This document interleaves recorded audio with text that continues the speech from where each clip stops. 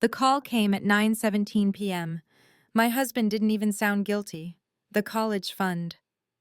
Think of it as my retirement bonus, he said. That money was for our daughter's future, her dream of becoming the first in our family to go to college. And just like that, he drained it, vanished with his mistress, and left me staring at a zero balance on the screen. I thought my world had collapsed until my 12-year-old smirked and whispered, "Mom, don't worry. I handled it. Don't forget to subscribe to the channel and comment where you're watching from." For a few seconds, I couldn't breathe. The line had already gone dead. He didn't wait for me to answer. My hand, still clutching the phone, trembled, but not from rage, at least not yet. It was something colder. A silence that pressed against my chest. The refrigerator hummed in the background, steady and oblivious, like life had no idea mine had just cracked open. I looked at the laptop screen again, blinking hard, as if numbers might change if I stared long enough. 0. A clean, merciless circle. Every night I packed my lunch instead of buying it. All the times I turned down new shoes because my daughter needed violin lessons. Every little sacrifice erased with a single withdrawal. My throat tightened. It wasn't just money. It was trust. It was every promise he'd made when he swore, "We're building this together." I must have whispered something, maybe his name, maybe nothing at all, because that was when I felt a shift beside me. Small footsteps padding across the kitchen tile. I turned, and there she was. My daughter Emma, 12 years old, hair slightly messy from her shower, a trace of milk still on her lip from the glass she'd carried in. She wasn't supposed to be awake. Her eyes darted from my face to the laptop screen. Then, without flinching, she smirked, an expression too sharp, too knowing for her age. "Mom," she said softly, almost like a secret. "Don't worry. I handled it." I froze. For a split second, I thought maybe she didn't understand, that she was trying to comfort me like children do when they sense something's wrong. But there was a confidence in her tone, something deliberate. She wasn't guessing. She knew. "What do you mean, handled it?" My voice cracked, thin as glass. Emma shrugged, like she was talking about homework she'd already finished. Then she reached over and nudged the laptop closer to me. "Check the history," she said. I should back up here because to understand that moment, the surreal absurdity of my 12-year-old telling me she had handled a financial betrayal, you need to know where we'd come from. When I married Daniel, I believed in steady things. He was charismatic, always had a plan, and he convinced me that building a family meant building a fortress. "We'll give our kid what we never had," he'd say. And I believed him. The college fund was our fortress, stone by stone. It started small. Loose change tossed into a jar labeled future. Later, when tax refunds, I begged him not to blow on gadgets. Overtime pay from the extra shifts I worked at the clinic. Every dollar went into that account. I remember Emma at 6 years old dropping her tooth fairy money into the jar. She giggled and said, "For college, right?" Mommy Daniel laughed too, kissed her forehead, and for that moment it felt like we were united. But people don't change overnight. They crack slowly. And if I'm honest, I'd seen the fissures long before tonight. Late nights at work, unexplained charges on the credit card, the sudden cologne he'd never worn before. Still, I convinced myself he was stressed, not straying. Because admitting the truth would mean admitting I had tied my future and Emma's to a man who saw loyalty as optional. And now, here we were. I clicked the browser history, my hand unsteady on the trackpad. At first, nothing looked unusual: bank logins, account balances. Then I saw it, a string of failed withdrawal attempts, each one denied. I frowned. "Emma." She grinned, not wide, not childish, but sly. "I changed the password last week," she said matter-of-factly. "He thought he still had access." The air left my lungs. I stared at her, torn between awe and terror. You did what?" She folded her arms, defensive now. "I heard him on the phone, Mom. I wasn't supposed to, but he was in the garage talking to someone. He said he was going to clean out the future jar. That's what he called it. The future jar. Like it was a joke." My stomach lurched, so I guessed what he meant. She continued. "And I changed the password. I used the name of my first stuffed animal. He'd never know that. For a moment, all I could do was stare at her. This tiny human my daughter is carrying a secret I didn't even know to guard. She had anticipated betrayal before I was willing to see it. The pacing of my heartbeat shifted from shock to something heavier. A slow burn. Because mixed in with gratitude was grief. The grief of realizing my 12-year-old had to become vigilant, had to think like a protector, because the man who should have been both husband and father had abandoned the role. Emma, I whispered, my voice trembling. You shouldn't have to. She cut me off with a firm shake of her head. I'm not a baby, Mom. I heard him. He was laughing. Her eyes glistened, but didn't spill over. He said you'd never see it coming. I closed my eyes. The humiliation stung worse than the loss itself. He hadn't just betrayed us, he'd mocked us. The kitchen felt too small, too bright under the overhead light. My thoughts spun frantic but contained. That's when pacing shifted again, a small wave pulling back. I reached for Emma's hand across the table. You're right. You did handle it. My voice steadied, but my chest ached. But now I have to handle the rest. Her smirk softened into something closer to relief. She leaned her head against my arm, as if the act of confessing had finally lightened her. The refrigerator hummed on. Outside, rain tapped the window. Little ordinary sounds that made the night feel almost bearable. Then the phone buzzed again. Unknown number. My pulse spiked. I answered, breath shallow. Daniel's voice sharp now, not smug. What did you do? The transfer failed. My silence must have unnerved him, because he snapped again. Don't play games with me. That money was mine. Do you hear me? Mine. I wanted to scream, to curse, but instead I glanced at Emma, whose eyes held mine like an anchor, and I spoke calmly. Daniel, the money was never yours. It was hers. I hung up before he could reply.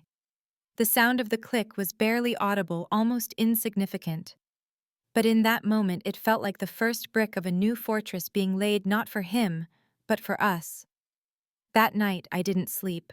I sat by Emma's bed as she drifted off, her small breath steady in the dark. My mind raced through memories like a film reel. The first time we opened that savings account. Emma's drawings of college with stick figures in gowns. Daniel's promises I'd held like gospel. Now every memory had a crack. But within those cracks, light seeped in. Emma's voice. Don't worry. I handled it, replayed in my mind like a mantra. Somewhere between grief and fury, a seed took root. I wasn't broken. I wasn't helpless. And if Daniel thought this was his victory, he was about to learn otherwise. Because what he didn't know was that the game had already shifted, and my 12-year-old had made the first move. The rain stopped sometime after midnight, but I didn't notice until the silence pressed so heavily it woke me. I was still in the chair by Emma's bed, my neck stiff, my fingers numb from holding her hand all night. She had rolled over in her sleep, her hair fanned across the pillow, her lips parted with the innocence of a child who had carried too much already. I rose quietly, careful not to wake her, and padded back to the kitchen. The laptop still glowed faintly on the counter, the balance mocking me. 0. A hollow circle.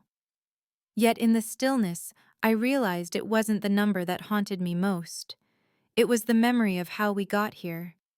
The mind does strange things in grief. It rewinds, replays, shows you fragments you had ignored because they were easier to bury than to face. And that night my memory turned back like a projector wheel, clicking into scenes of a life I once thought was safe. Daniel and I met in college. Not the college I dreamed of, but the one I could afford. I was working 3 part-time jobs, waitressing, tutoring, and filing papers in the registrar's office. He walked in one day with that easy smile, the kind that said, "Trust me, I know where I'm going." I wanted to believe in that. I had grown up watching my own parents scrape every penny, arguing over bills that never seemed to shrink. My father used to say security is the only romance you can count on. So when Daniel promised me stability, I mistook it for love. We married young, too young perhaps, but in the beginning there was sweetness. The first apartment with the crooked floorboards where we ate takeout on the floor because we couldn't afford furniture yet. He would wrap me in his coat when we walked home late, whispering about the future. Our kids will never worry about tuition. We'll give them everything. I clung to those words. They were bricks in the dream I was building. Pacing slows here because memory isn't rushed. It lingers. I remember the jar on the kitchen counter, a mason jar with the word future scrawled in Sharpie. At first it was spare change, then it was overtime checks. Eventually it became a bank account. Each deposit was a silent promise. Emma was born, and Daniel held her like she was the whole world. "She's going to Yale," he said with a laugh, rocking her tiny body. "Or Harvard. She'll be the one who breaks the mold." And I believed him. I wanted to. But cracks don't thunder in, they whisper. The first whisper was subtle, a new cologne. A receipt for dinner with 2 entrees when he had told me he worked late. I remember holding the receipt, tracing the ink with my thumb, convincing myself it was a client meeting. The second whisper was sharper. One Christmas, I suggested we use our bonus to put extra into Emma's account. He laughed, dismissive. "Come on, Claire, live a little. She's only 6. We've got time." We ended up with a new TV instead. It stung, but I swallowed it. Because isn't marriage a compromise? Isn't it lovely to bend? The pacing and memory shifted up, then down. There were good days, too. Family picnics. Emma's first recital. Daniel was sitting beside me in the school gymnasium, clapping so loud she blushed. I wanted those days to mean something, permanent proof that the bad days were just weather, not climate. But now, looking back from the chair in my silent kitchen, I know better. The good moments were sparks, the bad ones were kindling, and eventually, sparks find fire. The twist in this memory came years later, almost invisible at first. Daniel took over the finances. "You already juggle work." "And Emma," he said, brushing my hand aside. "Let me handle the accounts. Trust me. Trust me." 2 words that sound like a promise, but can also be a prison. At first it seemed harmless. He showed me spreadsheets, explained transfers. I nodded along, grateful to have one less burden. But gradually, transparency dimmed. Passwords changed for security. Mail went to a P.O. box I never had keys to. The fortress we had built together began to tilt, and I didn't even notice the foundation crumbling. I remember one night years ago, standing at the sink while Emma worked on her homework at the table. Daniel came home late, loosened his tie, and poured a drink. His phone buzzed, and he stepped outside to answer. I heard fragments through the sliding glass door. "She'll never know." And then a laugh. I convinced myself he meant something trivial. A surprise gift, maybe. My heart wanted lies more than my mind wanted truth. And that lie carried me here. To this kitchen. To this night.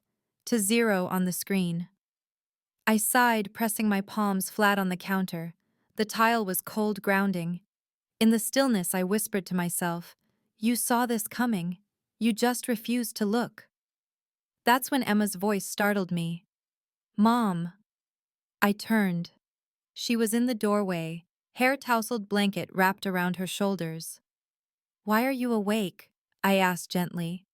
She shrugged. "I had a bad dream." She shuffled closer, her eyes wide.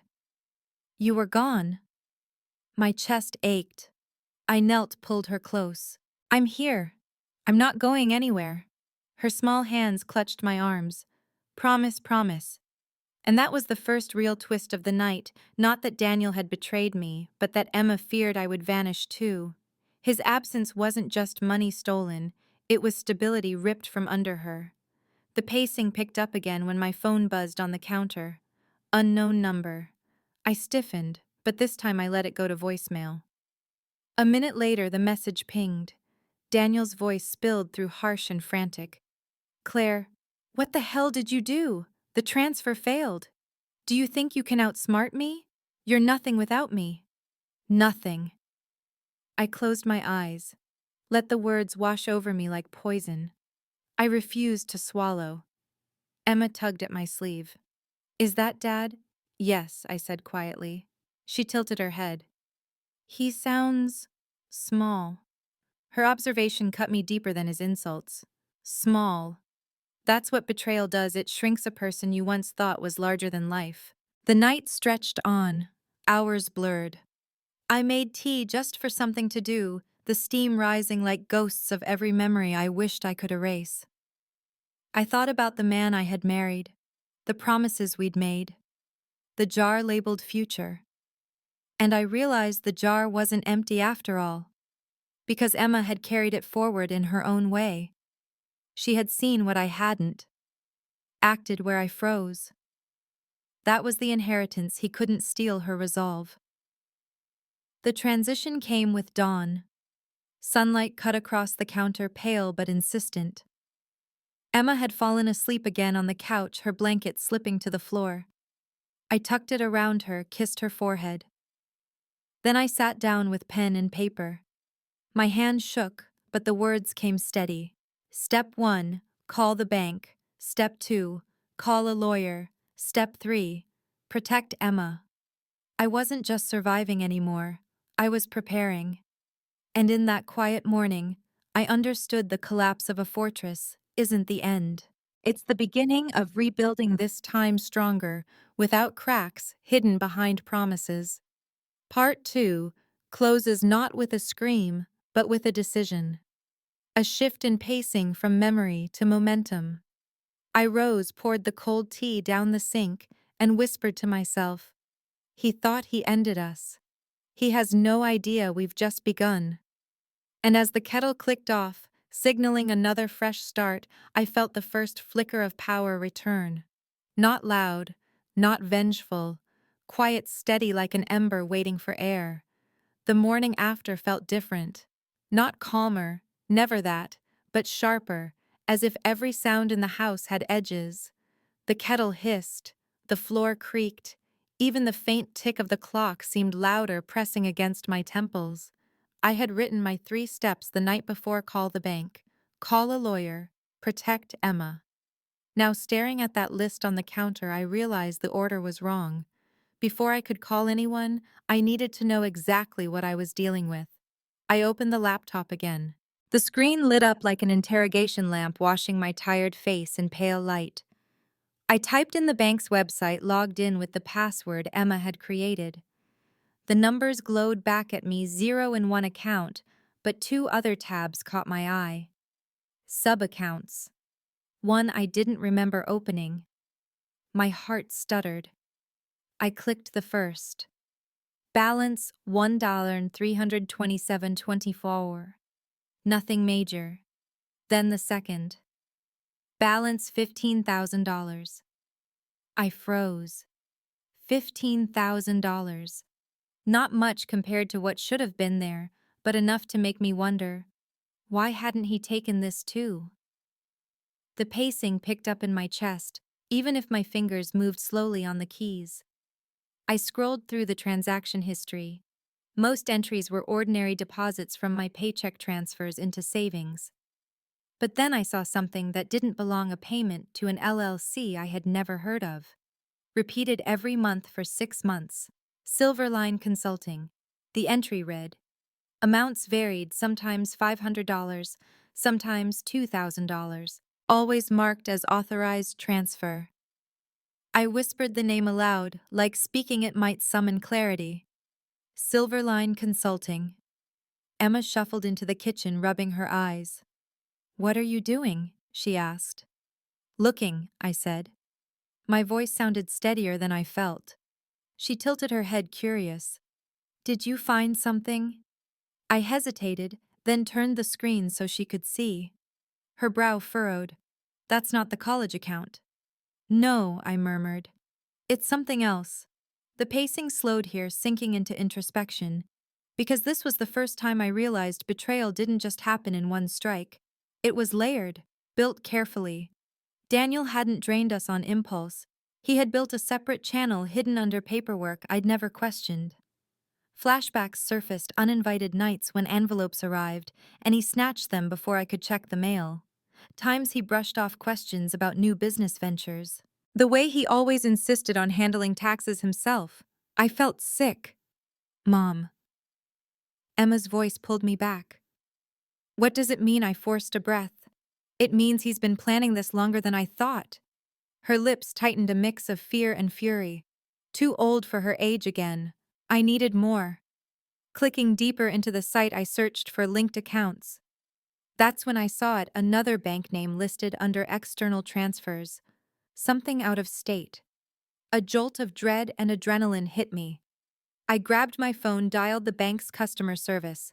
The hold music droned on, syrupy and oblivious, until a voice finally answered. Thank you for calling Weston Federal. This is Natalie. How can I help you? My voice shook only once. I need information about an external transfer on my account. Can you confirm the receiving institution? The woman paused. For security, I'll need to verify. I gave her everything she asked: name, address, social security. My hands sweated against the phone. Finally, she said, it looks like transfers were sent to Briarwood Financial based in Nevada. Nevada.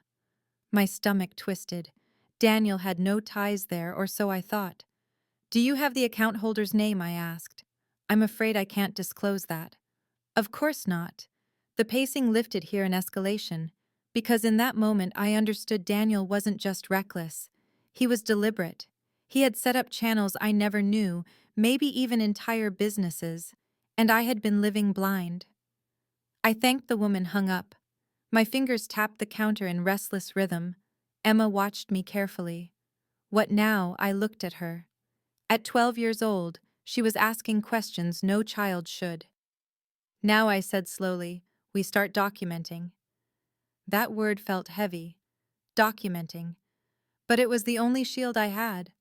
I opened a new folder on the computer, titled it Evidence.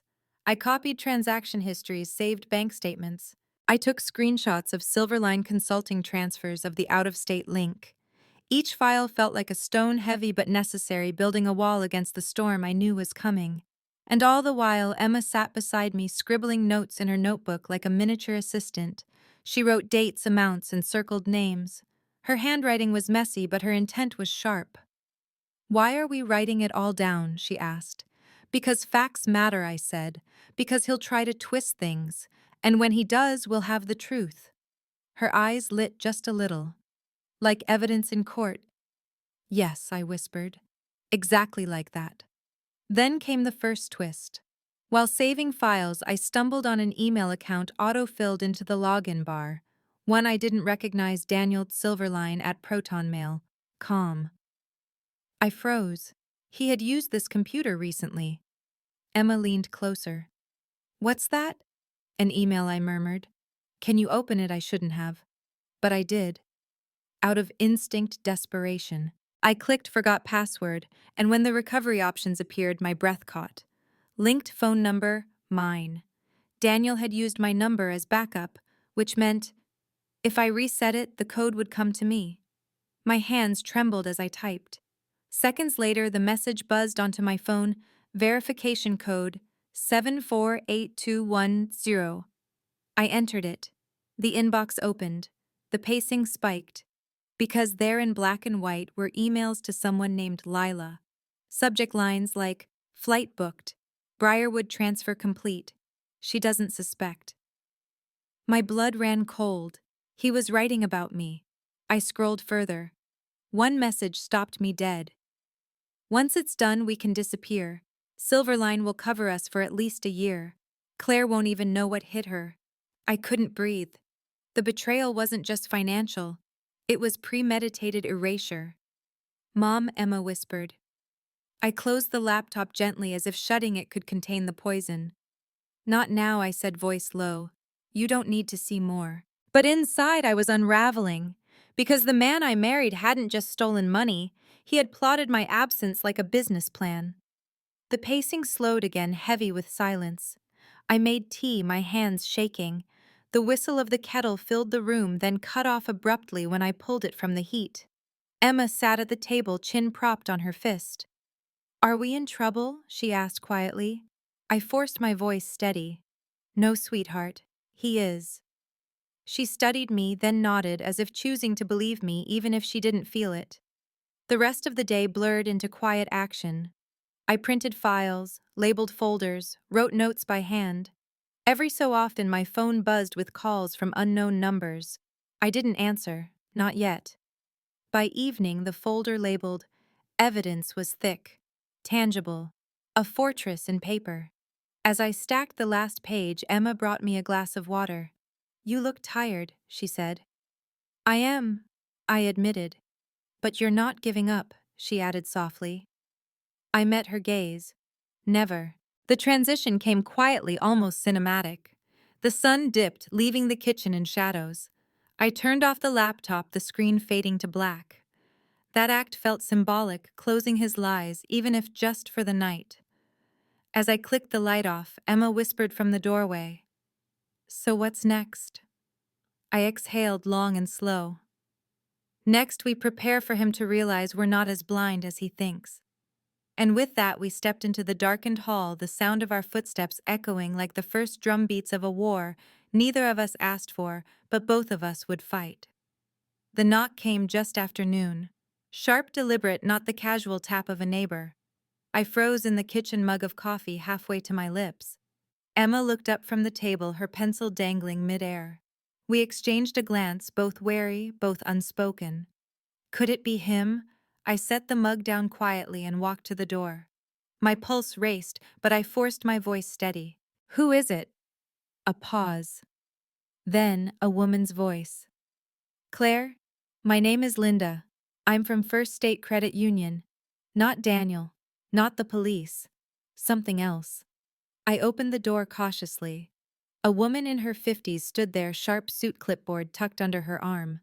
Her smile was polite, professional, but her eyes flickered with the exhaustion of someone who had knocked on too many doors. "I won't take much of your time," she said, extending a card. "We've been trying to reach your husband regarding a delinquent business loan. Since you're listed as a secondary contact, I thought—" Her words blurred into static. Business loan. Secondary contact. My stomach plummeted. Hook. That was how the next crack in the facade revealed itself, not through Daniel's confession, but a stranger on my porch holding paperwork I had never seen. "Excuse me."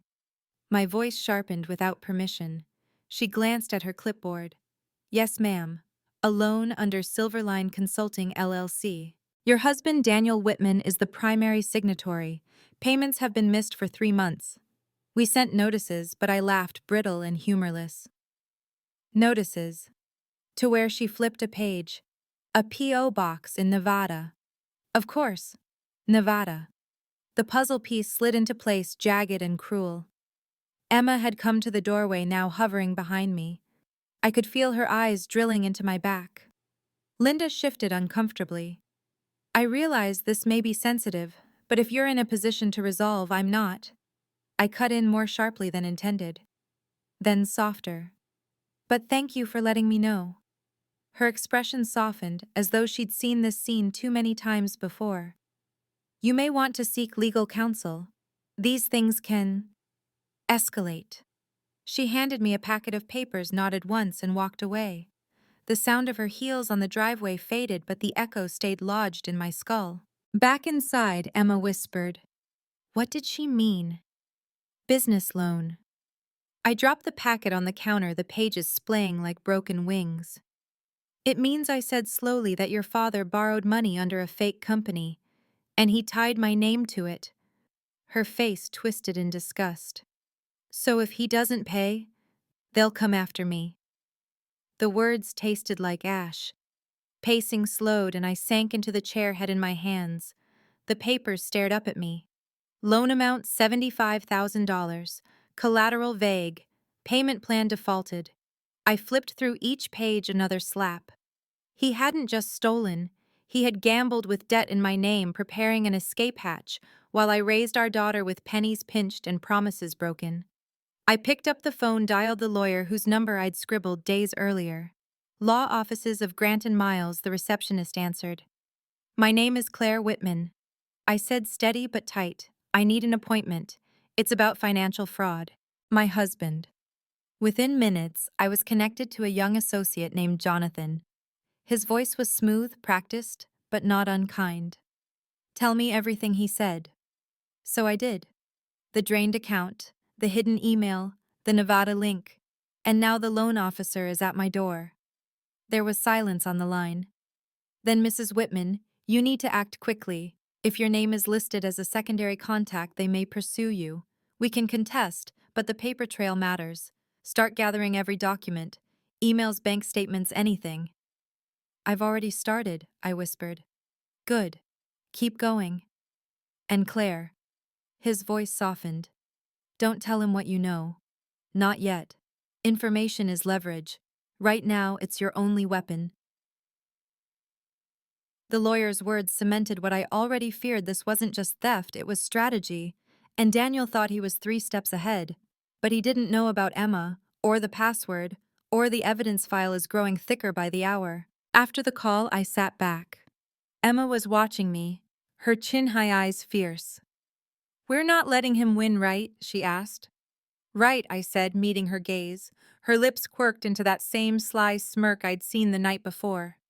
Good, because I think he's scared already. I blinked. Why do you say that? She pointed to the phone still in my hand. Because if he wasn't, he wouldn't keep calling. And she was right. The screen lit up again. Unknown number. I let it ring. Chien Khan. The phone's vibration on the counter hummed like a warning bell, then cut to silence. I exhaled, poured the coffee down the sink, and began stacking the loan documents into my evidence folder. The rest of the afternoon unfolded in waves, sometimes calm crashing. I made copies at the library, the whir of the machine drowning my thoughts.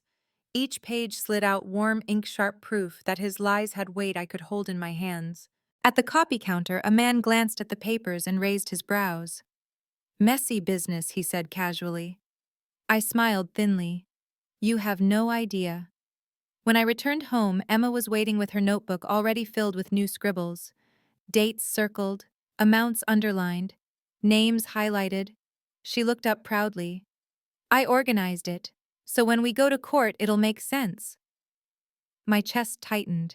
She shouldn't have to know words like court at 12, but she did, and she wasn't shrinking from it. That night, as I tucked her in, she whispered, Mom, do you think he ever loved us? The question sliced deeper than any ledger. I brushed her hair back, swallowed hard. I think he loved what we gave him. But real love doesn't disappear with money. She nodded slowly, eyes glistening. Then softly, then he's the one who lost. I kissed her forehead. Yes, I whispered, he is. Pacing rises again. Later, after she slept, I opened the laptop once more. My fingers hovered over the email account I'd cracked.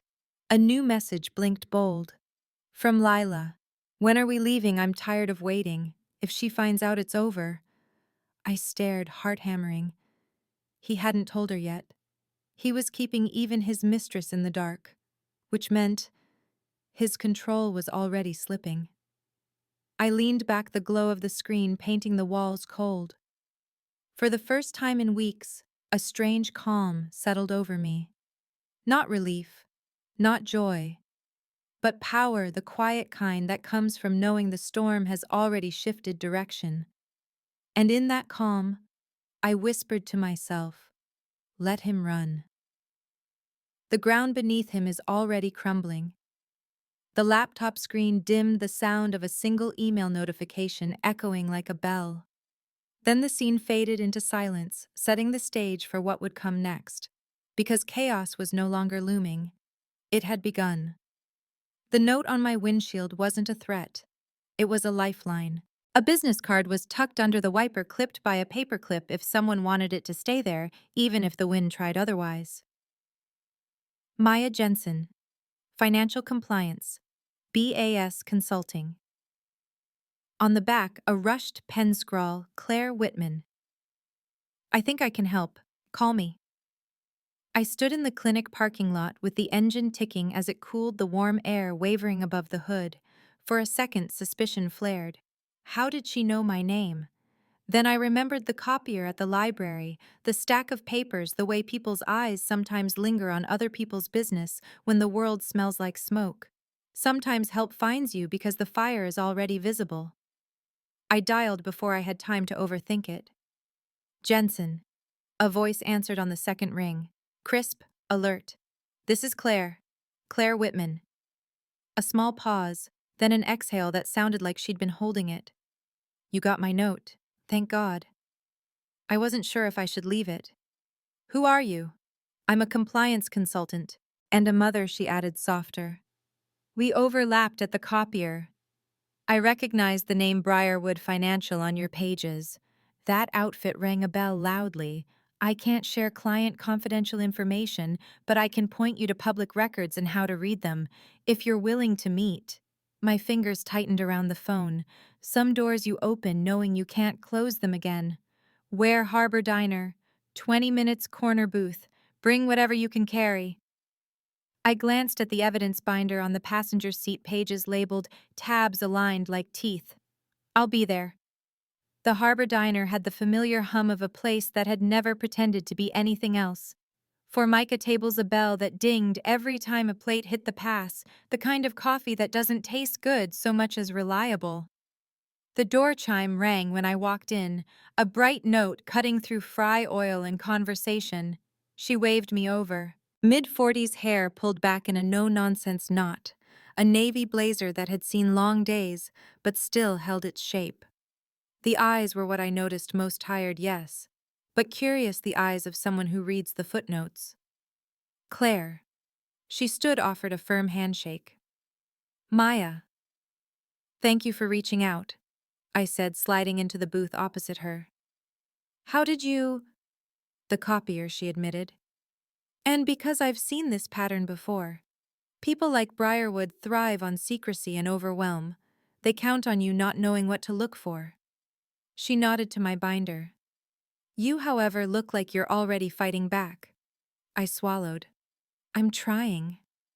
The waitress poured coffee without asking, the steam curling like script between us. I wrapped my fingers around the mug because heat sometimes feels like courage. All right, Maya said, pulling out a legal pad. Let's start with what you know and what you can prove. Then I'll show you where to look next. I gave her the bones, Silverline Consulting, the Nevada P.O. Box. The loan officer is on my porch.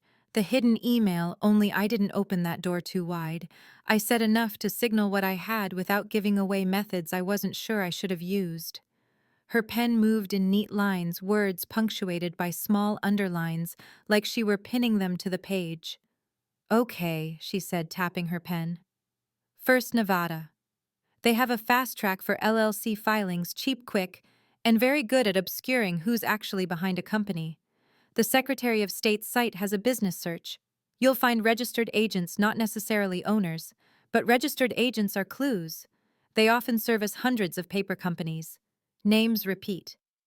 She flipped the pad and began sketching a simple map. It started with me, then an arrow to Silverline. From Silverline, another arrow to the registered agent. That pointed to a mailing address. From there to the UCC filings, then to the lien holders. And finally, everything led straight to Briarwood. UCC filings, I repeated. Uniform Commercial Code public notices when someone takes a security interest in property like collateral. If your husband pledged anything, it may be their equipment, vehicles, even accounts receivable if he got fancy. Not everything is filed. But when it is, it's a breadcrumb. Her tone stayed matter-of-fact, but her eyes flicked up to watch the effect of each word. Compliance people, I realized, learn to meter information like oxygen. And Briarwood, I asked. She didn't answer directly. If I were you, she said, voice lowering, I would also search for Lila as a party to anything in Nevada. Bankruptcy court, small claims, and DBA filings. Sometimes the mistress isn't just a mistress. Sometimes she's the pattern. The waitress returned with a plate balanced on one hand. You ladies need anything else? We're good, thanks, Maya said. Then once the waitress moved away, leaned in. You said her name was Lila, right? I nodded. Lila. I don't have a last name yet. Then start with Lila Hart and Lila Harlan, she said quietly. Those names have crossed my desk around structures like this. It could be a coincidence. Or not. A tremor went through me, a twist spreading like ink. You've seen this before. She didn't flinch. I can't tell you what I've seen, but I can tell you where people tend to hide things, and I can tell you this: the more confidence a person has when they're stealing from their family, the more careless they get with paper. Paper is my favorite truth. We sifted through what I had: the loan packet, the bank statements, screenshots of the Silverline transfers. Maya circled dates, drew arrows between amounts and names in a way that turned my pain into a diagram. Look here, she said. Silverline pays out to a consulting fee, which then disappears into Briarwood. Briarwood likely isn't a bank in the traditional sense. They could be a hard money lender under a different state license. Higher interest, faster approvals, less scrutiny. Predators love people who want shortcuts. I want my daughter's money back, I said. My voice was quiet, but it had iron in it. She put the pen down. Then let's talk leverage. You build leverage with documentation and by showing you are not the soft target they expected. You file the right notices, you freeze what you can, and you make clear you're not alone. Her mouth pulled into the quick ghost of a smile. By the way, you're not alone. Something in my chest loosened, not much, just a notch, but enough to breathe. Why are you helping me? Maya studied the coffee in her cup before answering. Once, a long time ago, I didn't know what to look for either. She lifted her gaze. A friend put a binder in my lap and said, "Paper is how you get your power back." I keep trying to repay that debt. The bell at the pass dinged. A toddler in the next booth banged a spoon. Life went on in the background, hot and ordinary. In front of me, a woman I'd never met slid her legal pad across the table like a rope tossed to someone in a flood. Make a list, she said. Today, file a fraud alert with the credit bureaus. It's free. Call your bank's fraud department and ask for a written summary of the denied transfer. Make them put it on the letterhead. That becomes an anchor. Then pull the Nevada SOS records. I can't do it for you, but I can show you how on your phone. We huddled over my screen. Her finger hovered just above without touching, guiding me through drop-down menus: business search, Silverline Consulting, filings. There it was. A registered agent with a sterile name, Harbor and Quinn Inc. Mailing address: a co-working suite in Las Vegas. Manager blank. Attachments: a scan of the initial filing. I clicked. A fuzzy signature with Daniel's full name. Heat rose in my neck. He signed with my future in his pocket. Maya's voice didn't change.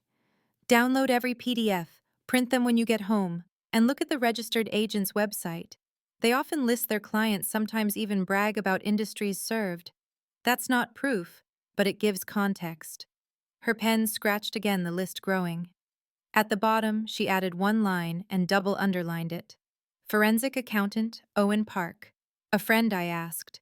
An ex-husband, she said dryly. Then with the smallest shrug. A good one in this respect. He's quiet, thorough, and he hates bullies who misuse corporate veils. He does pro bono occasionally when kids are involved. I'll ask. I didn't realize my shoulders had slumped until they lifted. Thank you. Don't thank me yet, she said. You're still walking into a fight, but we'll make sure you're wearing armor. The waitress came with the check and 2 to-go cups. Maya slid a business card from her blazer and laid it on the table. This is my cell. If he escalates, shows up, threatens, tries to move assets, call me. Document everything. Time, date. Exact words if you can. Exact words matter. My daughter, Emma, I said. She's 12. She heard him. She changed the password before he could steal everything. Pride and ache braided as I said it out loud. Maya's eyes warmed in a way that had nothing to do with temperature. Smart kid. Too smart, I murmured. For 12. Make it her advantage, she said. Build her memory into timelines, not scars. That's what paper is for. We stood at the same time. She offered her hand again, not the practiced professional kind this time, but something with weight. Promise, not just habit. I'll email an outline of what we discussed, she said. Do the filings today. I'll call Owen. We'll move fast, but not frantically. There's a difference. I can tell, I said. And Claire, she added, as if remembering an item at the door. If his mistress reaches out through friends, through social media, anything, do not take the bait. People like her thrive on dragouts. Stay quiet, stay legal, stay boring. Let the paper speak. I can do boring, I said, until the day I don't need to be. That day comes sooner when you're boring now, she said, and smiled for real. The diner door chime rang again as we left. Outside, the sky held itself in that almost blue that means afternoon's not quite ready to end. It looked the way I suddenly felt, unfinished, but not hopeless. Back home, Emma was at the kitchen table, a pencil tucked behind her ear, her notebook already open. She looked up with a question in her eyes before I could answer it. Who was that, she asked. An ally, I said simply, and watched her shoulders drop an inch in visible relief. We sat side by side. I opened the laptop in the binder. The screen flickered to life like a stage light rising. The house made its usual small noises. Refrigerator hum, pipes ticking, the soft scuff of Emma's sock against the floor. But they didn't sound like indifference anymore. They sounded like time. Time stretching. Time we could use. Step 1, I said. Fraud alert. Emma watched as I filled out forms with my name, address, and social security number. When the confirmation came through, she drew a small check mark next to fraud alert in her notebook and added the confirmation number in neat digits beneath it. Something about that column of numbers looked steadier than any prayer I had managed in months. Step 2, I said. Bank letter. I called the bank and asked for the fraud department. The caller tree sang its little empty song. Then a live person came on the line. I used my polite voice, the one I used with patients' families, calm, low, professional. Commission the paper, not the argument. I need a written summary of a denied transfer, I said, on letterhead. Date, time, amount, receiving institution. Please include the reason code.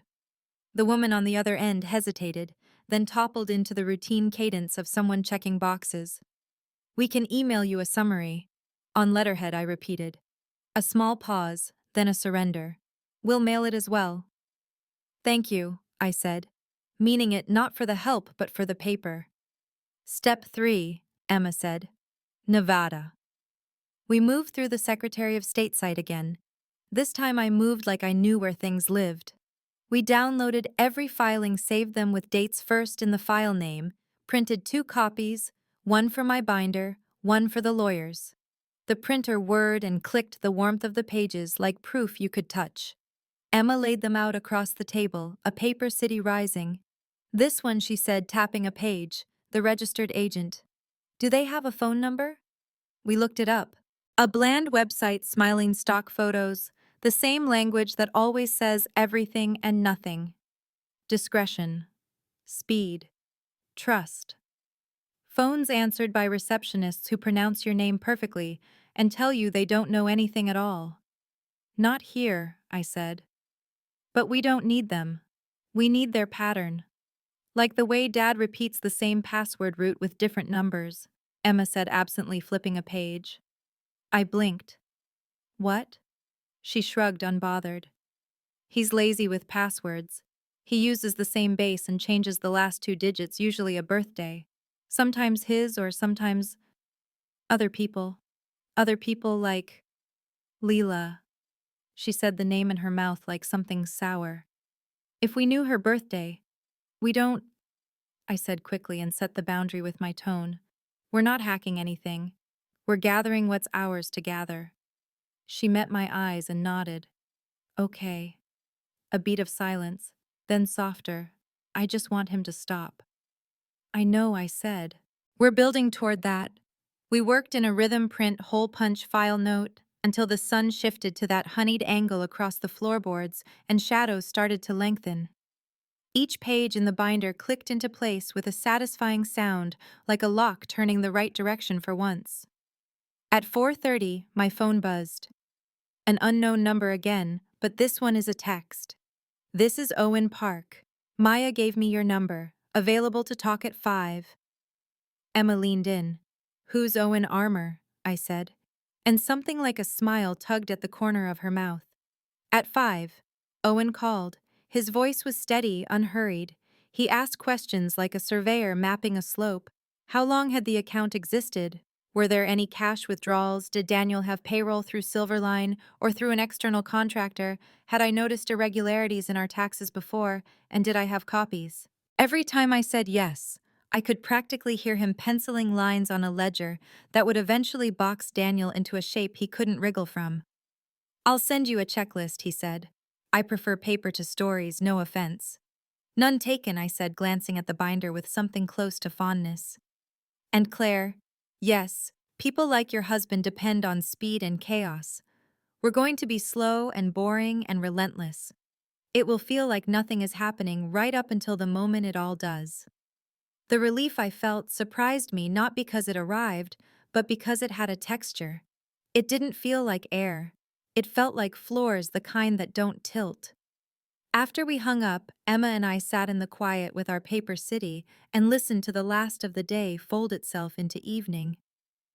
Do you think he knows? She asked at last. That we're not alone, I said. He will. As if summoned, the phone lit up with another unknown. It rang and rang, the sound filling the kitchen and then the hall bouncing off the closed door of Emma's room. I let it ring out. Then another text. This one from a number I hadn't seen before, Lila. You need to stop. He said you're making this ugly. My thumb hovered over the screen. Maya's voice moved through my mind like a line of ink. Do not take the bait. Stay quiet, stay legal, stay boring. Let the paper speak. I put the phone face down. Emma watched me reading the decision on my face like a book she already knew the ending of. Want to help me label these tabs? I asked.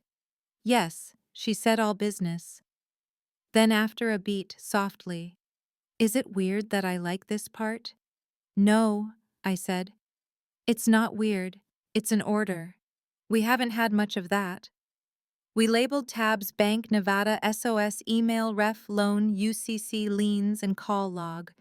We added a tab, Emma's Notes, at her insistence, and left it empty for now. Her eyes shone a little when we pressed it into the binder. A place to put memory without letting it gnaw. Around 7, I texted Maya a photo of the spine of the binder with the labels in their tidy stack. Done. Fraud alert filed, bank letter requested, Nevada docs printed. Owen called. Her reply came back almost instantly. Good. Tomorrow credit freeze if you can, and a police report to establish a record. It's not about jail, it's about paper. Sleep, if possible. I stared at the screen a long moment, then typed back. Thank you, 2 words that didn't carry enough, but would have to do. We ate grilled cheese cut into diagonals because diagonals make everything more manageable. And after Emma brushed her teeth, she stood in the doorway of the kitchen, watching me slot one last page into place. Mom. When this is over, can we keep the binder? Her voice was small with something I recognized, wanting proof that things happened the way we'd say they did. That this had been real, not just a bad story. Yes, I said. We'll keep it. We'll probably add to it, but not for this. For other things. For wins. Okay, she said, and smiled the kind of smile that lives mostly in the eyes. Good night. Good night, Em. When the house went quiet, I made a cup of tea just to feel the sequence of motions, kettle cup, tea bag, pour. The sound of the boil, the pour, the little clink when the spoon rested in the sink afterward. Choreography for sanity. I took the tea to the table and placed it beside the binder like an offering. Then I took out a small notebook of my own and wrote, Tomorrow credit freeze all bureaus. Police report reference number for lawyer. Call Jonathan, update and bring binder. Ask Maya about the registered agent history. Ask Owen about UCC search services. I clicked the pen closed and felt the click in my bones. A car passed outside. Somewhere a dog barked twice. My phone buzzed with an email subject line, Outline and Steps M. Jensen. I opened it. Bullet points. Links. A line at the end. You're doing well. Keep going. M. The words washed over me like clean water. I reached for the binder again, not because I needed to add anything, but because the weight of it in my hands made something else lighter. At the very bottom of the stack, I slid in one more page, the business card she'd left on my windshield. Proof that sometimes in a world of doors slamming and numbers shouting zero, someone knocks and offers a map. I closed the binder. The cover thumped softly against the table, an ordinary sound that could have been a drum, if you pressed your ear to the wood and listened for promise. When I turned off the kitchen light, the house settled around us. Not safe yet. Not finished. But braced like a woman squaring her shoulders before she lifts. Outside, the streetlight clicked on. Inside, in the dark that wasn't empty anymore, I reached for my phone one last time, typed a single text to a number I had memorized over a decade of being someone's wife, and then finally someone else. Claire. Do not contact me again. All communication through counsel.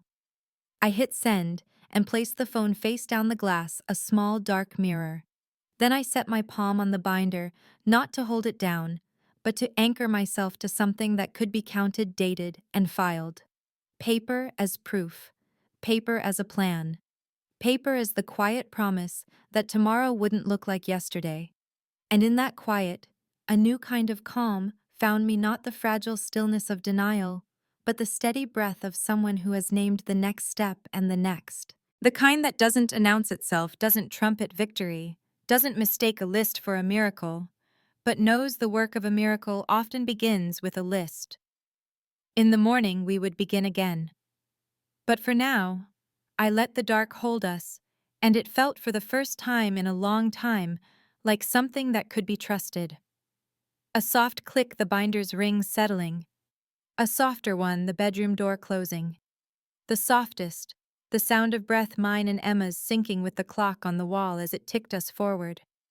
The first sound that morning wasn't the alarm clock or the clatter of dishes.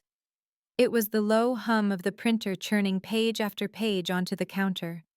I stood barefoot in the kitchen, one hand wrapped around a mug of coffee, the other flattening the stack that grew higher with every whir.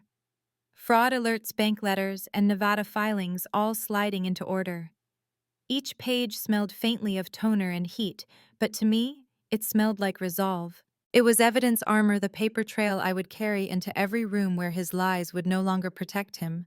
Emma wandered in, still wrapped in her blanket, her hair sticking up in soft tufts from sleep. She blinked at the stack, then smiled faintly as though she could feel the weight of it. "It's bigger than yesterday," she said, voice scratchy with sleep. "It's stronger," I corrected softly. She climbed onto the chair beside me, clutching her notebook the way other kids clutched stuffed animals. I slid the fresh pages into the binder, each click of the rings sealing a little more of the chaos outside the door. At 9, I dialed the police station. My voice was steady, almost detached as I explained the situation. The officer on the other end transferred me to someone who asked for my details and told me to come in. I glanced at Emma, who sat upright listening carefully. She asked if she could come, and though part of me wanted to protect her from every fluorescent-lit room of officialdom, another part knew she deserved to see that we weren't invisible anymore. "You'll hear how we tell it," I said gently, "and maybe it'll make it feel more real." The station was smaller than I expected, with the faint smell of old coffee clinging to the walls. A man named Martinez led us to an interview room, clipboard in hand. He asked me to start from the beginning, and so I did. My words came out in order, steady and relentless: the drained account, the secret company, the loan officer's knock, the Nevada filings. I laid them down like stepping stones across a river, each fact leading to the next. Emma sat close, her little hand wrapped around the folder we had labeled Emma's notes. When my voice faltered, she nudged me and whispered, "Tell him about the email." So I did, carefully, without confessing how I'd found it, but enough that the truth still landed in the air between us. Martinez's pen scratched steadily, but his eyes lifted when I slid a printout across the table. "You've already done half my job," he said. "That's the point," I answered, sharper than I meant. "I know how he spins stories. I'm not giving him the chance." By the time we left, I had a copy of the official report in my hands. At the top, a case number. It looked ordinary, but in my chest it thudded like a drum. Another page for the binder, another nail in the box of his excuses. As we walked out, Martinez leaned close, lowering his voice. Off the record, he said, "Your husband isn't the first I've heard tied to Briarwood. Watch your back, they play dirty." His words trailed us all the way home. Back at the kitchen table, Emma touched the page with the case number, her finger tracing the ink like it was carved in stone.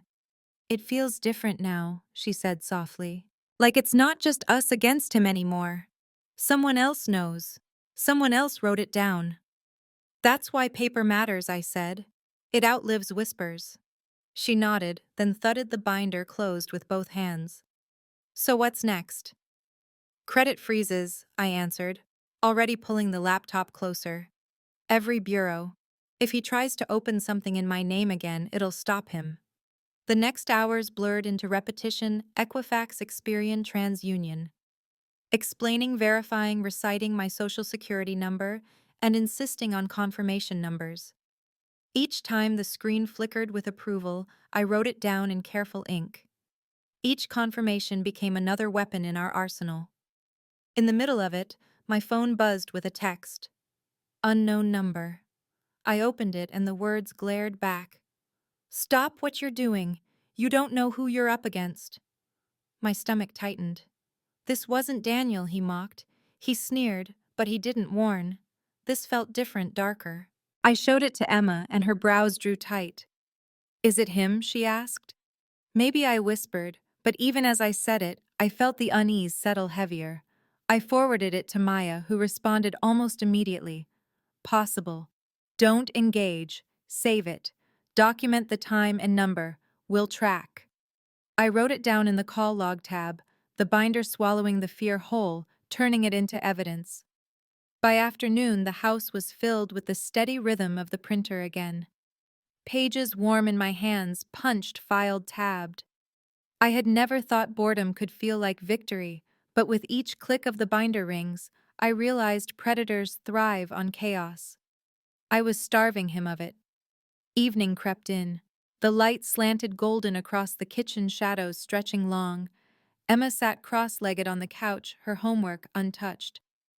"Mom," she said finally, "what if they come here?" "If they come," I said evenly, "we call the police.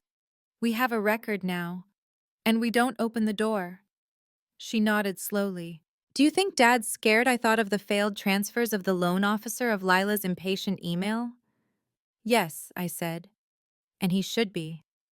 Later that night, after she had gone to bed, I sat alone with the binder open on the table. The tabs stared back, Bank Nevada loan fraud call log, each heavier than the last. I touched the case number from the police station, then the note of the threatening text. My fingers lingered on the thick edge of the binder. "Information is leverage," Jonathan had said. For the first time, I believed him. The clock ticked toward midnight. I closed the binder, gently pressed my hand against the cover, and let the silence of the house settle around me. From the dark hallway came Emma's voice, small and tremulous. "Mom?" I looked up. She stood there in her pajamas, clutching her blanket. "Can I sleep in your room tonight?" I nodded. She padded across the floor, climbed into bed beside me, warm and breathing steady. The binder sat on the nightstand like a silent guardian. Just as I drifted toward sleep, my phone buzzed again, another message lighting the room. I didn't look. Not yet. Tomorrow I would. Tomorrow I'd be ready. And as the house exhaled in the stillness, I realized this wasn't just preparation anymore. It was a war fought in silence, with paper, with patience, with the steady heart of a mother who refused to vanish. The phone rang just after 10 the next morning, and this time I answered. My hands were steady on the receiver, though my chest thumped hard enough to make me feel the pulse in my throat. I didn't need the caller ID to know who it was. The silence before the voice came was already his, the kind of silence that pretends to be control but can't mask the fury underneath. "What the hell did you do?" "Claire," Daniel's voice cracked like a whip. "Why are vendors pulling out of contracts? Why did Briarwood freeze my line? Don't play dumb with me." I let the words hang. I'd learned the power of stillness. Every second I didn't fill became another inch he lost. "Claire," he snapped again, louder this time. "Answer me." My voice came slow, measured. "Maybe you should ask the bank, or your registered agent. I'm sure they have answers." The pause on his end was thick charged. Then came the slip, unguarded, fast. "You don't understand. Silverline can't survive without." He cut himself off as if he realized too late he had given me more than he meant. Without what I asked softly, but the question was a knife. He hissed through clenched teeth. "You think you're clever. You think your little reports mean anything. You're nothing, Claire. Nothing without me." I let the venom wash over me. I thought of the binder on the counter, the case number, the fraud alerts, the pages filed under tabs Emma had carefully labeled. Paper against poison. "Funny," I said, keeping my tone even. "Because for someone who says I'm nothing, you sound awfully scared." The line went silent. Then a clatter like he'd slammed something. And finally the click of disconnection. I lowered the phone slowly, the sound of his rage still vibrating in the air. Emma stood in the doorway, her eyes wide. "He's panicking," she whispered. "Yes," I said, sliding the receiver back into place. "He is." The pacing in the house shifted with that call. The quiet, steady work of building my case had carried us through the last days like water filling a vessel. But now it was spilling over. Daniel had felt the pressure. His world was starting to crack. That afternoon, the first letter from the bank arrived. A clean summary of the denied transfer attempt written on official letterhead is the kind of document lawyers and judges trust more than tears. I slid it into the binder, feeling its weight join the others. Proof. Another stone in the wall. The phone buzzed again, not a call this time, but a voicemail notification. My finger hovered, then I pressed play. His voice spilled out tight with fury. "You think you can embarrass me? You think you can cut me out? I built this. You wouldn't have a roof without me. You wouldn't have food without me. You're not brave, Claire. You're pathetic. And when Briarwood calls in their favors, don't come crying to me." I replayed it twice, then downloaded it and labeled the file voicemail. Threat 10:42 a.m. When Emma came into the kitchen and saw me with headphones on, she asked, "What did he say?" I debated sparing her, then shook my head. The same thing bullies always say when they realize someone stopped flinching.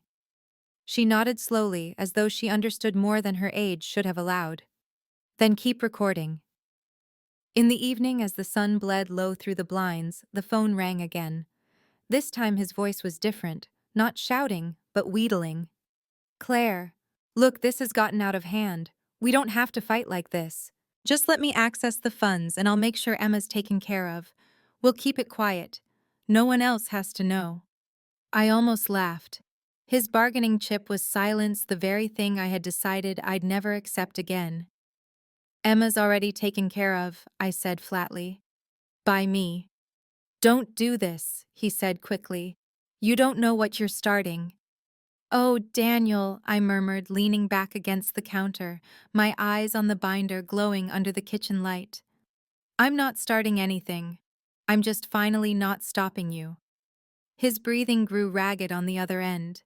He muttered something about Briarwood, about people he owed, but the more he spoke, the more he unraveled.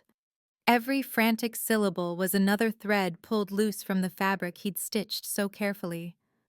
When he hung up again, the silence left behind wasn't heavy. It was sharp, alive with the sound of a man beginning to drown. The pacing of my own life shifted upward. I sent copies of the voicemail to Jonathan, my lawyer. I forwarded the bank letter, the threatening text, and the Nevada filings. His reply came back swift. "This is good. This is leverage. Don't respond emotionally. Let the paper and the calls show who he is." That night, Emma curled up beside me on the couch, her eyes fixed on the binder resting open on the coffee table. "Do you think he knows he's losing?" she asked. "Yes," I said softly, brushing her hair back. "That's why he's shouting. And what if he shouts louder?" Then I answered, tapping the binder, "We turn up the volume of the truth." The days that followed spun with more evidence, more messages. Vendors pulled out of contracts with Silverline. One even called me, though I hadn't given them my number. A man named David, voice weary, said, "We can't work with him anymore. Payments bounced twice. Just thought you'd want to know." I thanked him, wrote down the time date and exact words. Another entry in the call log, another domino tipping against Daniel. But the real twist came 3 days later when an envelope arrived not from the bank or the court, but from Briarwood itself. Thick official with my name scrawled on the front. Inside was a letter dripping with intimidation. "Mrs. Whitman, due to your interference in contractual obligations, we reserve the right to pursue action against you for damages." My hands trembled as I read it, but by the third line I realized something.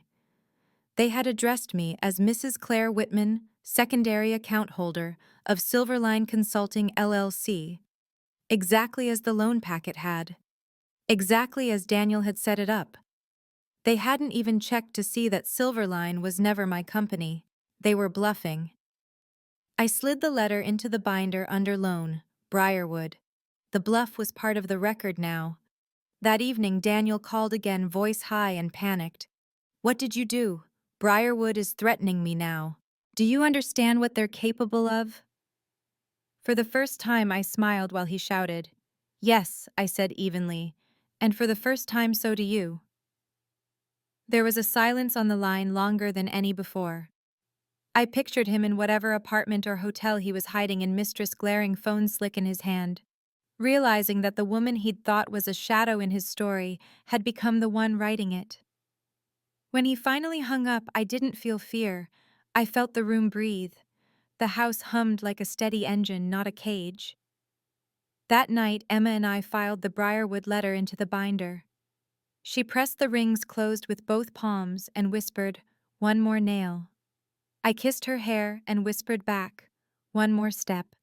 And as I turned off the light, the binder on the table glowed faintly under the lamp, thick with pages that told a story even Daniel couldn't rewrite. The war wasn't over, but the first strike had landed, not mine, not Emma's, but his own.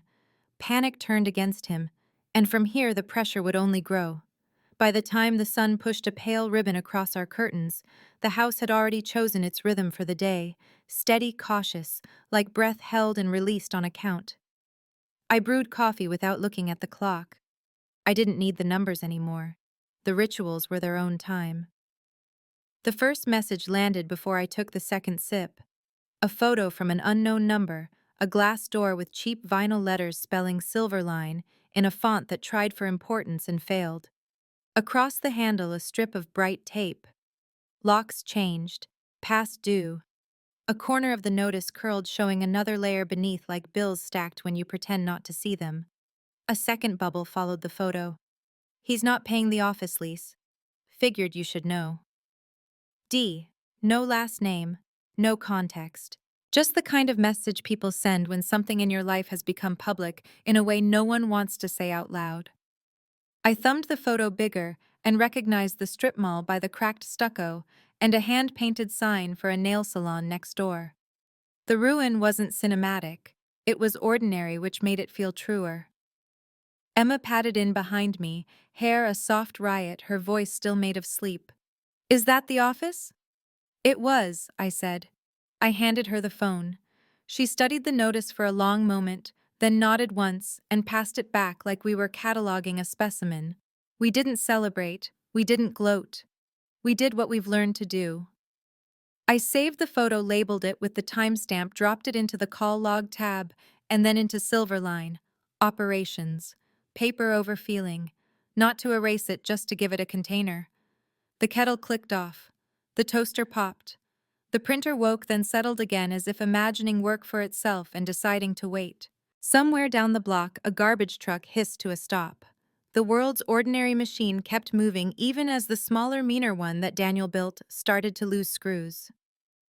By mid-morning, the messages multiplied. A vendor whose name I didn't recognize left a voicemail full of apology and too much detail. We've had a professional relationship with Silverline for 15 months, Mrs. Whitman, but our last two invoices came back NSF. It's not prudent to continue. If you need a statement of account, I stopped the message there and saved it file name, clean and sharp. Vendor statement, offer 10, 12 a.m. A text from Maya slid in while I was making sandwiches. He's burning contracts. Expect noise. Don't react. Let it collect. The words calmed me in a way I hadn't thought 4 short sentences could. When you don't have a map, you learn to hold tight to the compass. Maya was a compass. Owen was grid lines. Jonathan was the legend explaining symbols. And Emma. Emma was the point on the page reminding me what the map was for. Around noon, my phone rang with a number I hadn't saved but knew immediately. Family carries its own frequency. It was Daniel's brother, the one who'd been quiet since the church reception 10 years ago, when he couldn't hide the way he looked at my husband like a storm he knew the shape of. We hadn't spoken since before Emma was born. He'd sent a card once when she turned one, no gift, just a polite note, and a sketch of a little boat in the corner that made me think maybe he was gentler than his brother, and didn't know how to show it. Claire. The voice was cautious, older than I remembered, cracked by cigarettes or life. Yes, I said. This is Mark. A pause. Mark Whitman. I leaned against the counter. I stared at the grain in the wood, the knife block, the plate of apple slices Emma was lining up in a perfect row. I know, I said quietly. Hi, Mark. I heard things he said, and the shame in the words wasn't theatrical. It was a person angry with himself for being late to a party that wasn't a party. He called me last night asking for money. He never asks me not straight anyway. He said he just needed to get through a week. Then that woman got on the phone. Lila. She told him he should sell the truck. It's not his truck. Not legally, I said. Not in any way that matters, Mark answered, surprising me with a steadiness I wanted to lean toward. He's staying at the Pinecrest Motor Lodge by the interstate. Room 206. I'm not trying to be a rat. He's my brother. But he used my address for one of those filings. I didn't know until a letter came yesterday. I won't be dragged into his mess because he can't tell the truth. I closed my eyes just for a second. Some people betray with silence. Some betray by refusing to. Thank you, I said. The words felt small compared to the relief inside them. There's something else. Paper rustled on his end. He tried to sign your name. The bank called me because I was listed as a reference from way back when he opened an account for a contracting side business. They faxed me the signature copy by mistake. I can send it. It's a bad forgery. He always made his R's in Whitman wrong when he was a kid. Still does. It made my skin crawl. Send it, I said, and my voice came out lower than I expected. The slow kind of anger that can cook a plan without burning it. I'm going to be honest, Claire, he said quietly. I stayed away because I thought keeping my distance would keep me clean. I told myself it wasn't my business what he did with his wife. That was cowardice. If you want me to write something, I'll write it. I want you to write what you just said, I answered. And anything else you have. Dates, times, exact words. Boring is good. He exhaled a laugh that had no humor in it, and then offered something I didn't expect. Our mother is sick, he said. He hasn't told you that. He hasn't gone to see her. I don't know if this helps you. I think you should know what love looks like when it's not pretending. Mark, I said, and for the first time that day, my voice wobbled. Thank you. Take care of Emma, he said softly. He always thought she was a mirror for him. She's not. I know, I said. She's a map. The line hung open a second longer, like neither of us wanted to be the one to put it down. Then the click came, gentle as a close that's not a slam. A minute later, the faxed signature appeared in my email. The R in Whitman looked like it was trying to be something it wasn't. I printed it, hole-punched it, slid it into the binder between bank, fraud, and Nevada SOS. My hands were calm. The air wasn't. Who was it? Emma asked. Your uncle, I said. The word felt strange in my mouth. He's helping. Her chin lifted like a person offered a chair after standing too long. Is he good? He's trying to be, I said. It was the most honest thing I had spoken all week. We ate standing up that afternoon, peanut butter sandwiches and carrots. We dipped straight from the tub, because ceremony takes more energy than victory requires. The light moved across the kitchen in a slow rectangle, then broke itself on the corner of the table and slid away toward the hall. The day felt like a tide. Owen called at 3 with the kind of summary that sounds like nothing to anyone who hasn't learned how to love lists. He had traced 2 UCC1 filings tied to Silverline, one for equipment that did not exist, and one for accounts receivable that looked suspiciously like wishful thinking. It's sloppy, he said. Sloppy is good for you. It means we can show a pattern of misrepresentation if we need to. And I found a safe deposit box key on his original filing inventory list. He crossed it out. People don't cross things out unless they wish they didn't need to hide them. Where I asked. Harbor and Quinn's mailroom has a satellite box service through a credit union. I can't see the box registry without a subpoena, he said. But I can tell you how those rooms work. They are quieter than banks. They think that makes them safer. It makes them cocky. Next step, Jonathan files for a temporary order, the kind that freezes movement of community assets. He'll know the name in your state. And we arranged service for the Pinecrest Motor Lodge. He paused. You're okay with him being served where he sleeps? He served me in my kitchen, I said, and realized I had stopped using the past tense for pain. It sat with me in the room like a guest I no longer entertained. You can use room 206. I'll line up a process server, he said. Quiet, fast, legal. The trifecta. After we hung up, I called Jonathan. By the end of the conversation, the plan had edges. He would file the motion by morning. We'd ask for restraints against further dissipation. A notice to third parties that any contract liability would be contested and a hearing date if we needed it. Don't reach out to Lila, he said. If she texts you, save it. Don't reply. She's noise, not a witness. She's a weather vane, I said.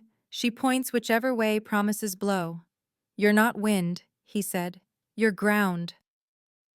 When I ended the call, Emma sat cross-legged at the table, drawing on a sticky note with a dull pencil.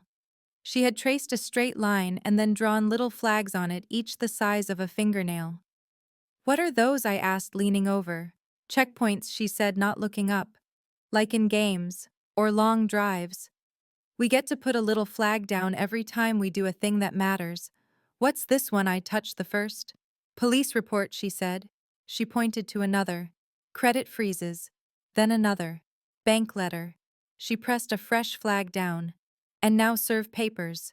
Underneath the straight line, she had written in her careful, almost old style, no shortcuts. I looked at the words until my throat hurt. Then I bent and kissed the crown of her head. I didn't say thank you. She's learned to hear it in the quiet. Evening came with the kind of sky that makes you think maybe cities can be kind if you stand in exactly the right spot. The streetlight clicked on outside.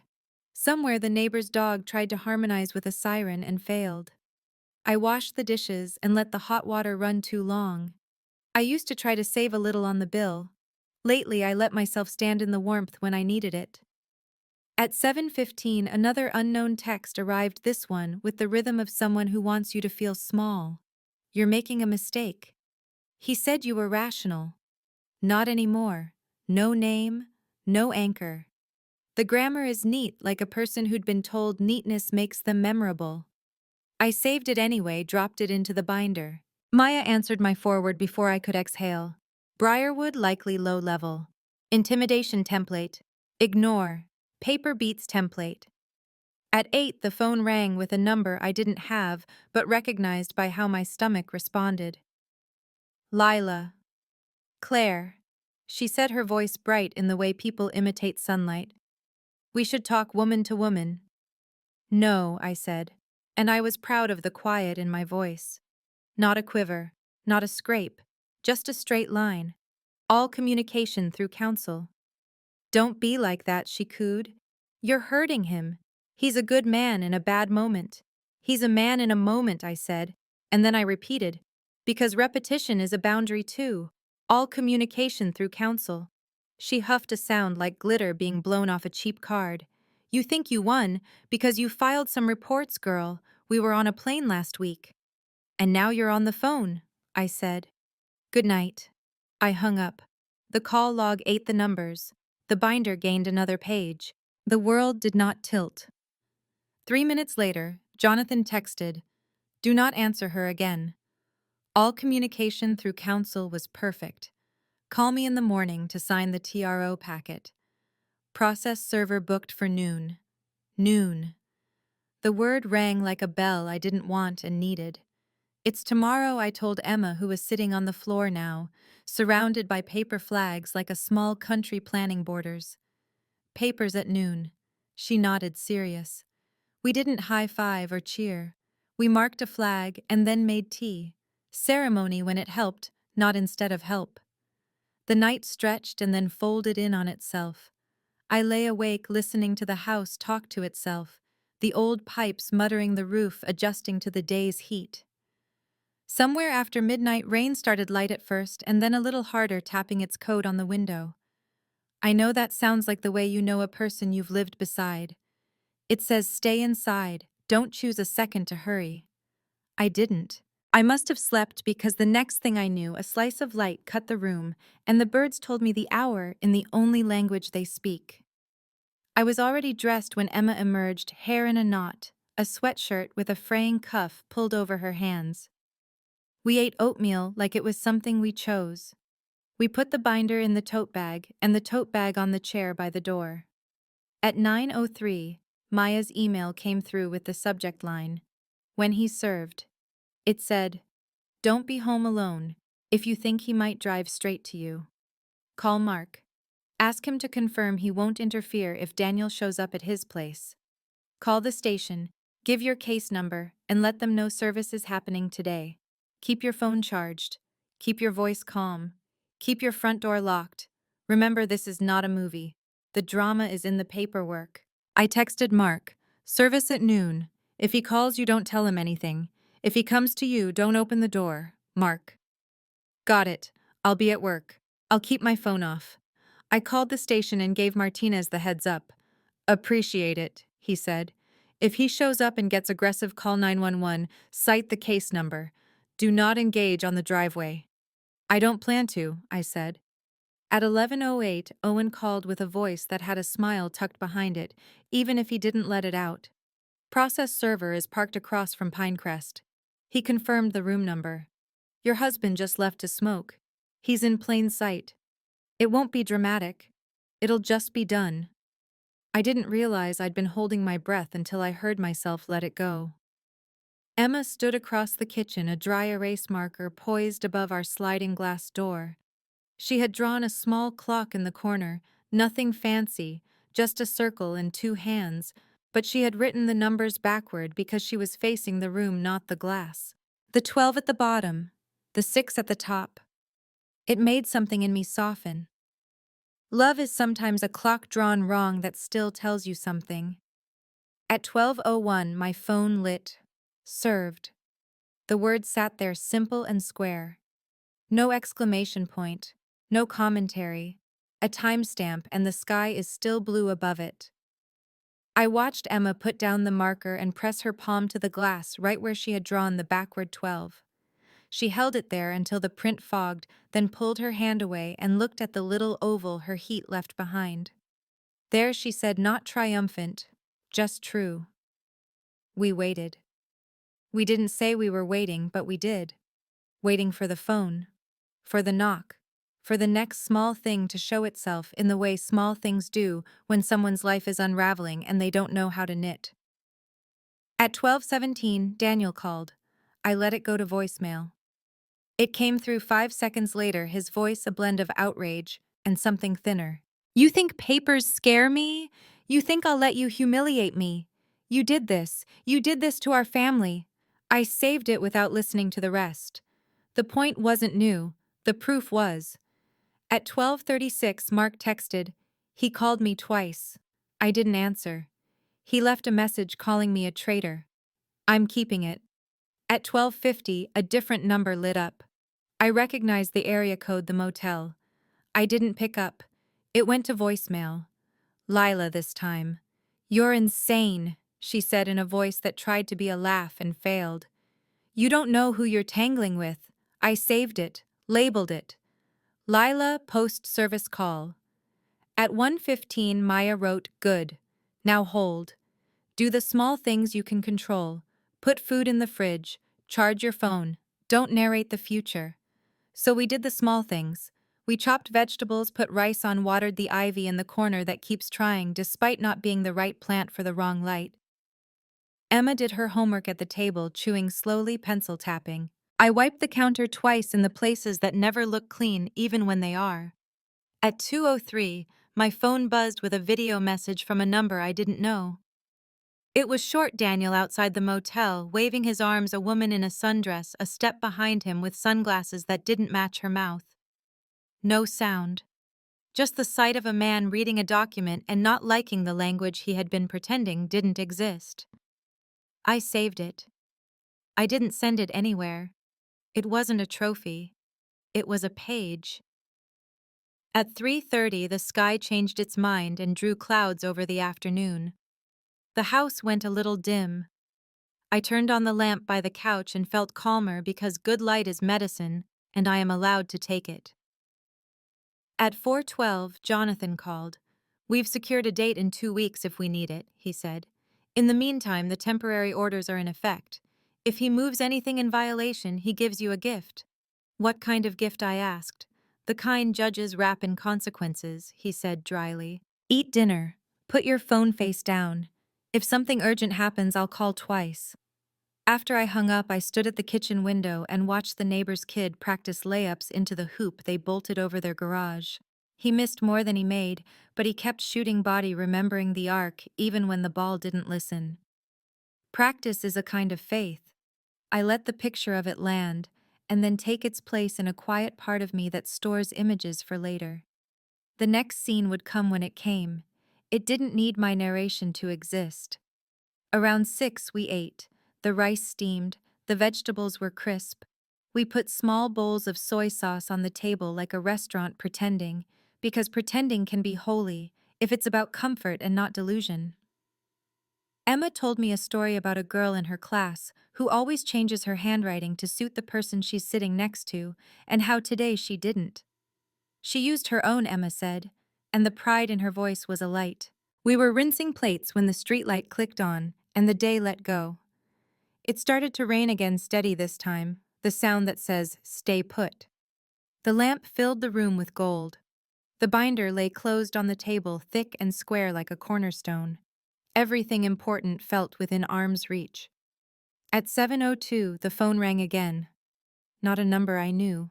Not a voice I recognized. A man with careful vowels, the kind that call center training produces. "Mrs. Whitman." He said, "This is Keller from Briarwood. I believe there's been a misunderstanding." I sat down.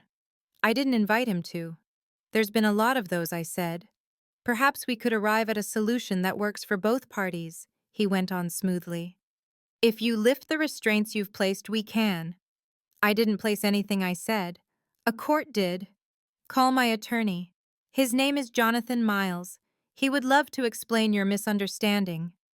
Silence. Then a tone shift so slight it would have been missed by someone who didn't grow up learning to hear tones.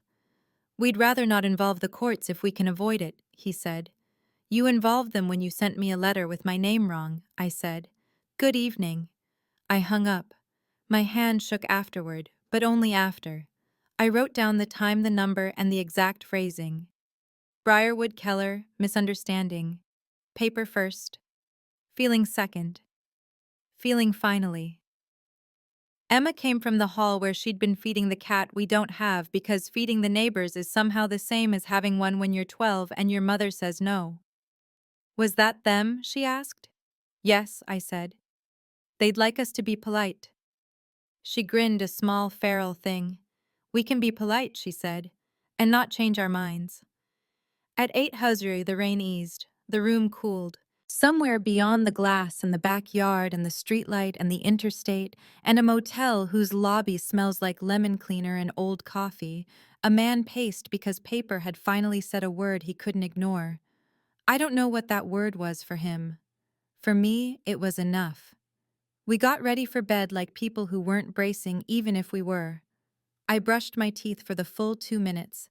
I set my phone on the charger. Emma put her notebook on the nightstand and looked at me the way kids look at the person who still makes the world make sense, even when it doesn't. "Are we safe?" she asked.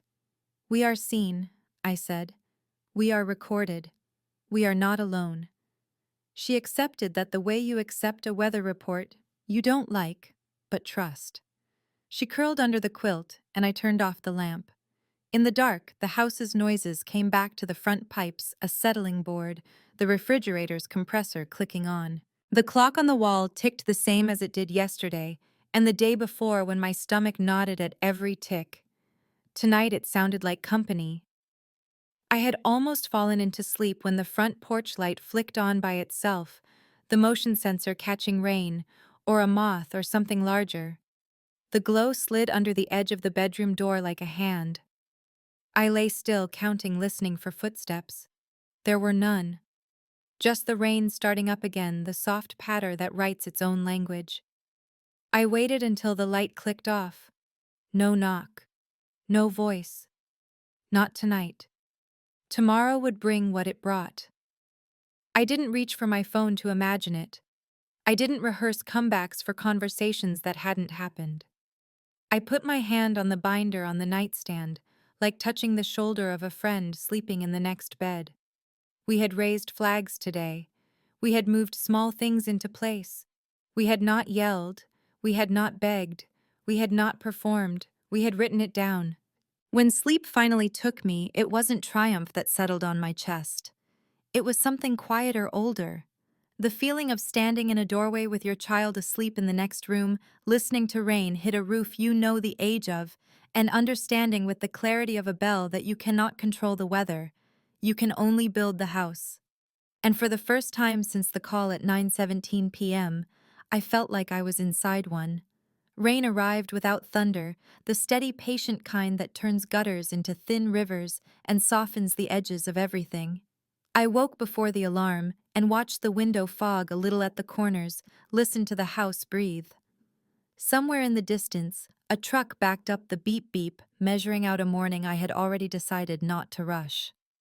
On the table, the binder sat where I'd left it, square as a brick, tabs lined like vertebrae. Emma came out, rubbing her eyes, sweatshirt sleeves pulled over her hands. We moved in a quiet choreography, kettle mugs, 2 slices of toast, and the cat we don't own, meowing in the backyard because it likes us more than its actual people. The phone is face down, the map we'd drawn for ourselves folded inside my head, where panic couldn't smudge it. At 9:07, the doorbell chimed and I startled anyway. The sound felt louder against the rain. Through the peephole, a courier in a plastic poncho hood dripping a clipboard held like a shield. I signed. He handed me a rigid mailer with Harbour and Quinn stamped in blue and an address in Las Vegas. The registered agent. I slid it with a butter knife and slid out a single page on heavy stock. Notice of resignation as registered agent, effective immediately. Silverline had 30 days to name a new agent or face administrative default. The paper didn't gloat. Paper never does. It just moved the ground another inch under Daniel's feet. I took a photo, saved the PDF to the binder's digital twin, printed 2 copies, hole punched and filed. Emma watched with the intent expression of a lab assistant. Another flag, she said, and drew one on the dry erase corner of the sliding door, just a tiny triangle point toward the future. The rain deepened. Between sips of coffee, I dialed Jonathan and read the letter aloud. He didn't whoop. Lawyers don't whoop. Good, he said. Means his mail will start bouncing back. Courts don't like ghosts. It's leverage when we talk about instability and risk. Forward it. I'll attach it to the TRO packet. I hung up and the house hummed. The kettle clicked off again. Emma spread peanut butter with the seriousness of a surgeon. The printer thought about printing and decided not to. For a moment, nothing happened, the way nothing sometimes happens right before everything does. At 11:22, the motion light over the porch flicked on, though the rain made the world gray.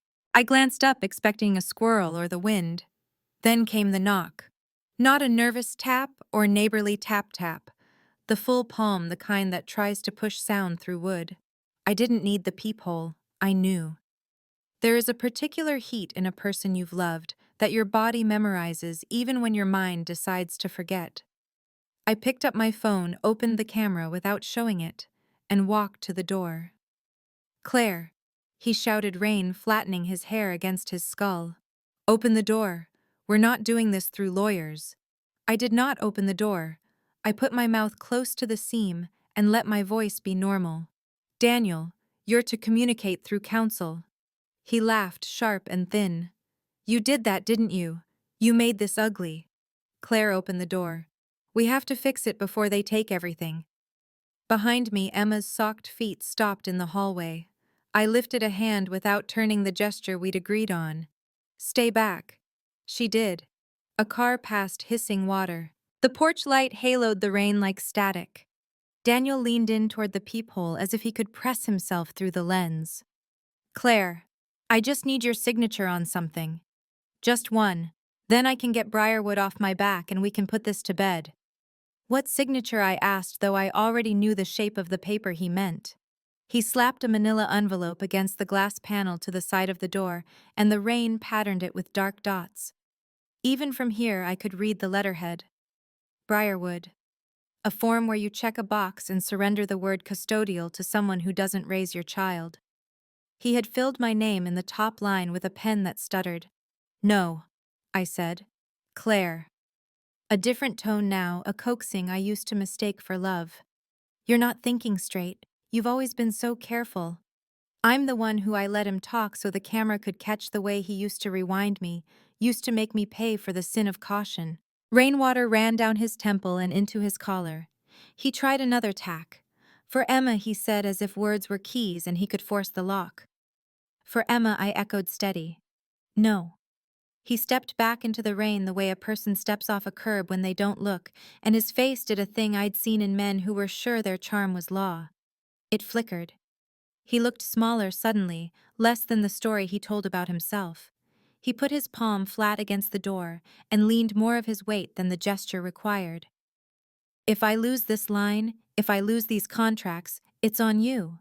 "Step off my door, Daniel," I said, and the use of his name surprised me with how little it shook. He took his hand off the wood and fumbled in his pocket. A lighter appeared, then fell, then he laughed at himself, but it wasn't a laugh that reached anything warm. "You're really going to do this to me," he said softly, almost admiringly. "You. Little Claire. Lunch in a Tupperware, Claire. I thought you'd crumble." "I thought you'd love your daughter," I said. He flinched. The rain made a sound on the porch roof, like fingers drumming on a table. He dragged a hand over his mouth, looked at the street, looked up at the light, as if it could change the weather. "Let me see her," he said suddenly. "Emma, let me talk to her." "No," I said. "Not like this." His voice went hard again. A switch flicked. "She's my kid. She's a person," I said. "And she's inside and you're outside. That's the situation. Now you need to leave." He didn't move. He pulled the envelope back out of the rain and shook it once like a dog. He pressed it to the glass again. The ink bled at the edges. "Sign it," he said, and the words came fast now, choppy like a man who'd spent the night rehearsing in a motel mirror. "Sign it, and I'll make it right. The college fund, I'll make it right." "You drained it," I said. "There's no make right on that. There's only what the court will do and what you will learn." "Court." He almost spat the word, then smiled, not because anything was funny. "You think I'm scared of court?" "I think you're scared of paper," I said. "You should be." He stared the way a person stares at a language they don't speak and decide not to learn. Then he slapped the door with an open palm, once, twice, not hard enough to break anything, just hard enough to wake the part of my body that remembers getting smaller around noise. I kept my voice even. Daniel, you are causing a disturbance. I am asking you to leave my property. If you do not leave, I will call the police. He leaned in close to the door, so close his breath fogged the frosted glass. Call them, he whispered. Tell them the father of your child wanted help. I dialed 911 with my thumb, told the operator my address, my case number, and my request. My voice did not rise. The operator's voice did not rise. She told me to stay inside, to keep the door closed, to wait. She stayed on the line. I set the phone on the hall table on speaker, where Emma, who had come close enough now to hear without being seen, could listen to the steadiness and absorb it into her bloodstream. Daniel's face shifted again, confusion now at the lack of effect his sound had on our quiet. He stepped back, dragged his hands down his face, and looked at the rain like it was a personal affront. Fine, he said. Fine. I'll wait. He sat on the top step, rain finding the seam between his shirt and his neck, the envelope in his lap like a dog he'd run away with, and couldn't understand why it stopped being fun. Emma's voice came from the hall, small but clear. Is he scared? She asked. Yes, I said, and I didn't whisper it. Blue light stuttered at the end of the block. The rain brightened under it. 2 officers came up the walk in hats that shed water, voices pitched low. I kept the door closed, but left the chain and cracked it the exact amount I wanted to. Ma'am, one said the nameplate reading Greer, the other's Holloway. We got a call. I gave them the case number. He's the subject. He's been asked to leave. He has paperwork that does not concern me. Greer nodded, turned and addressed Daniel in the voice professionals use with people who want to be heard and won't get what they want. Sir, you're disturbing the peace. You need to vacate the property. Daniel sprang up, splashing water. She stole my money. Greer let the sentence fall in the rain. This is a civil matter. You have court for that. Right now, you're on private property after being asked to leave. This is my house, he shouted and blundered toward the threshold. The officers stepped between without touching him. A choreography they've practiced more than I wish they had to. Not according to the paperwork we just looked at, Holloway said calmly. He held up a hand as if hailing a cab. Step back, sir. Daniel laughed again, a short bark. You're really going to, Sir Greer said, and there was iron in it now. Back, off, the step. He stepped back, arms lifted in theatrical surrender. Fine, fine. He turned his head and threw a line over his shoulder which I wasn't supposed to catch. I'll just get the box. Holloway's eyes flicked to Greer. What box? Greer asked, neutral. Nothing. Daniel said too quickly, then tried to overwrite his own error with volume. Nothing. You can't prove anything. The officers did what officers do. They diffused, separated, and spoke into radios. They did not arrest him. They did not promise me anything. They wrote down the time, took my statement, took his muttering, and then finally ushered him down the walk with the envelope soggy as a rag. The siren did not sound when they pulled away. The rain would have swallowed it if it had. I stood with my hand on the doorframe and counted to 10, because counting still keeps me inside my spine. Then I closed the door all the way, turned the deadbolt, and let my head rest against the wood. Emma's hand found mine without looking. We stood like that until the porch light clicked off on its own. Box, she said into the quiet. Box, I said. The phone buzzed. Owen.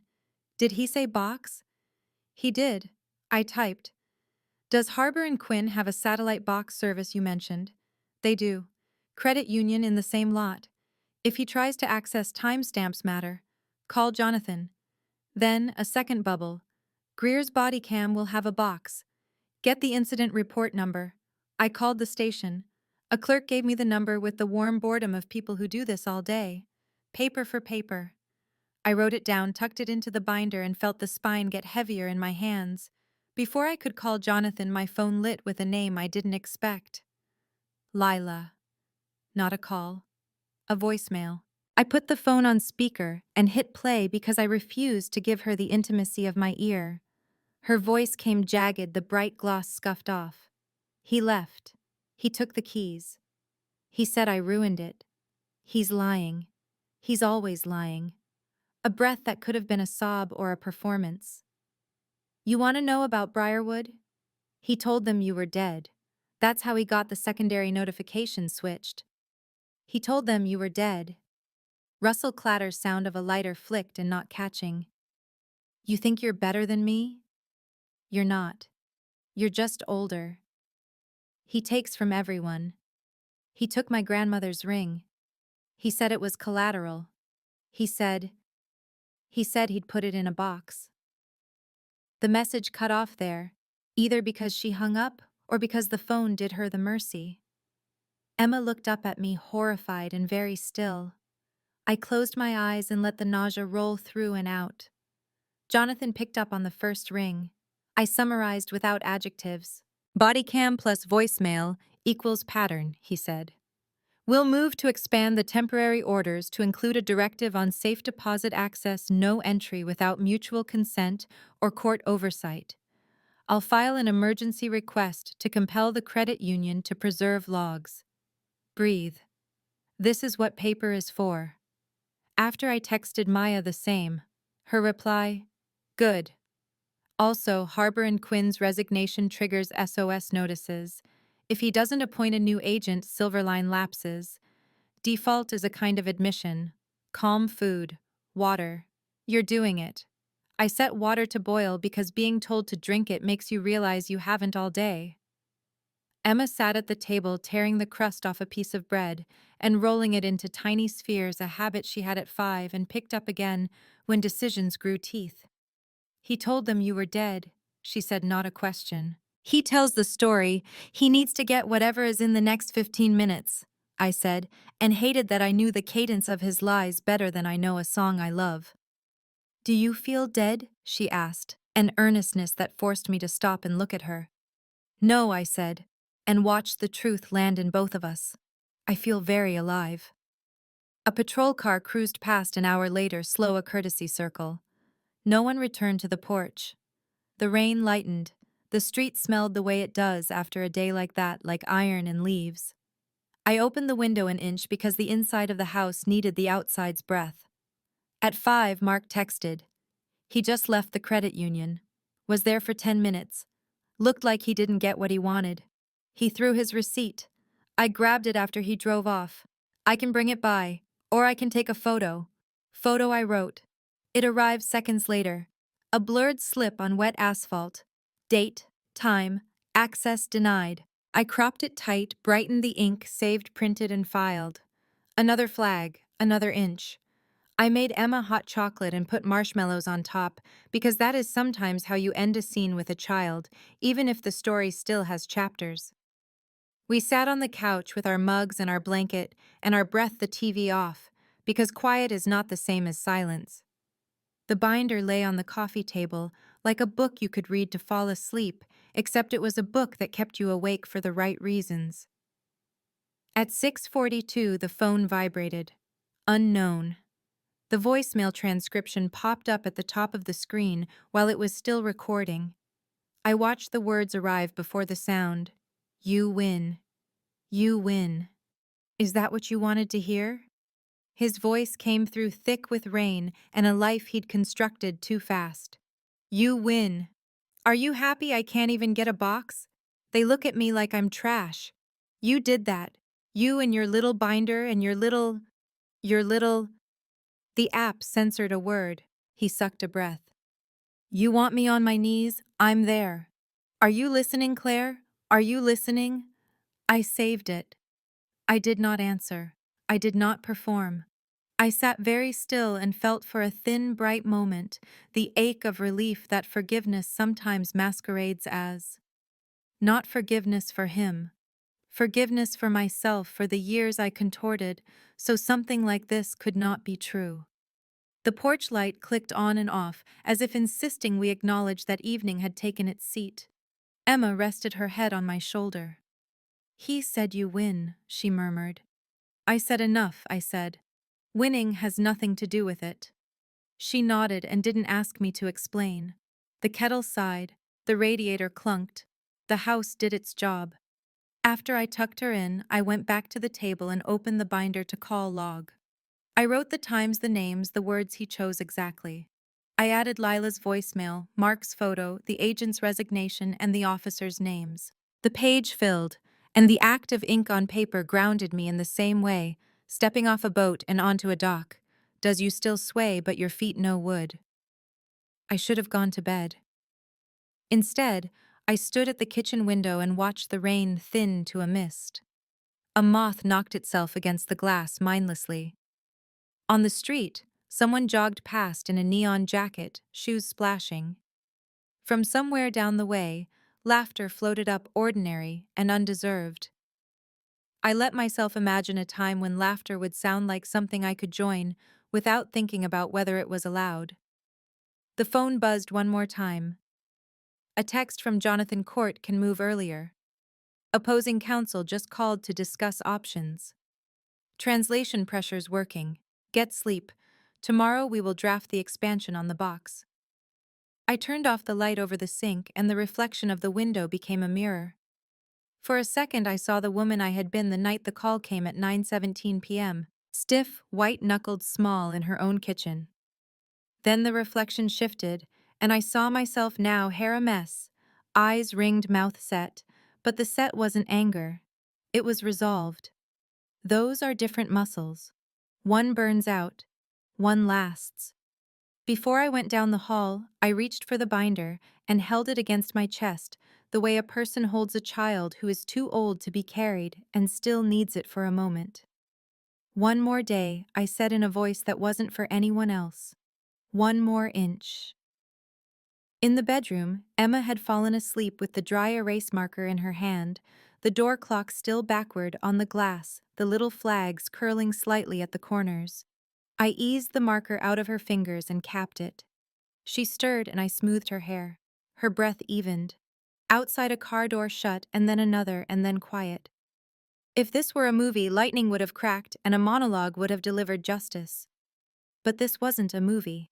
Justice was on letterhead, and in logs, and in the small mouths of marshmallows softening in cocoa, in the way a girl says we are recorded and sleeps knowing it. I lay down and closed my eyes and did not rehearse the future. We had done enough rehearsing. Tomorrow would be affidavits and a request for preservation and maybe a call from a judge's clerk with a hearing date with the hour underlined. Tomorrow would be whatever it was. Tonight, the rain wrote a lullaby in a language I didn't need to translate to understand. Just before sleep, I heard the distant crack of a tow truck chain and pictured a silver pickup lifted by its frame in a motel lot with a fried ice machine. Maybe it was someone else's truck. Maybe it was his. Either way, the weather was the same. The gutters ran. The light blinked off on the porch as if it had decided all by itself that we had had enough of being seen for one day. And for the first time since he said the word bonus, like a prize he'd earned from our daughter's future, I felt the household. Not because a man outside had fallen to his knees, or because two officers had said the exact right words, or because a registered agent in another state had decided to stop forwarding lies. It held because I had chosen minute after minute to pick up a pen instead of a scream. Tomorrow the paper will speak in a room with a flag in it. Tonight it sat on my table, thick and silent and true. Morning came in soft grays, the kind that make a courthouse look honest. I woke to the sound of Emma moving in the kitchen, the whisper of the cabinet, the clink of two mugs. The binder sat on the table, squared to the edge like a promise. We didn't say hearing out loud. We didn't say judge or TRO or safe deposit order. We just buttered toast and breathed like people who had learned to measure the day in steady inches. At 8:12 a.m., Jonathan texted clerk confirmed 10:30 Deputy 5. Bring originals, I'll meet you at the stairs. Maya. I'll be in the back. Quiet eyes. Owen packet of UCC exhibits waiting with bailiff. You've got this. We left early because nerves are clocks that run fast. The sky held, undecided about the rain. On the drive, Emma traced the spine of the binder with one finger, and watched the trees pass like green punctuation. She wore her hair up in a quick knot, and my old denim jacket that fit her shoulders in a way that surprised me how fast a body changes when life asks it to. The courthouse steps were wide and worn in the center. Jonathan waited where he said he would suit neat tie simple a canvas messenger bag that looked like it had stories. He glanced at the binder, not at me, and the corner of his mouth lifted. "Good morning," he said, as if we were walking into a dentist checkup, not a room where paper turns into orders. Inside the hall smelled like floor wax and paper dust. Everything hush. We sat in the second row.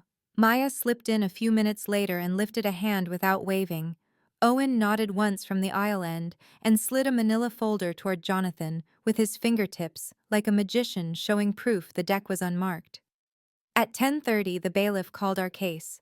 The judge in Deptramsh 5 had the kind of face people mistake for stern because it doesn't perform. She looked at us at the docket, at the clock, then back. "Good morning," she said. Her voice was even the same tone you would use to ask a child to speak up and to ask a senator to sit down. Opposing counsel was a man in a dark suit who tried hard. He shuffled papers like noise makes a point. He glanced back once and I followed his look to the second row on the other side. Daniel. Clean shirt, wrong shoes, hair combed as if an apology can be painted on. His jaw worked. He didn't look at me. He looked past me like people do when they are used to rooms bending. Jonathan stood. "Temporary orders in effect, Your Honor. We seek continuation and expansion freeze on community assets.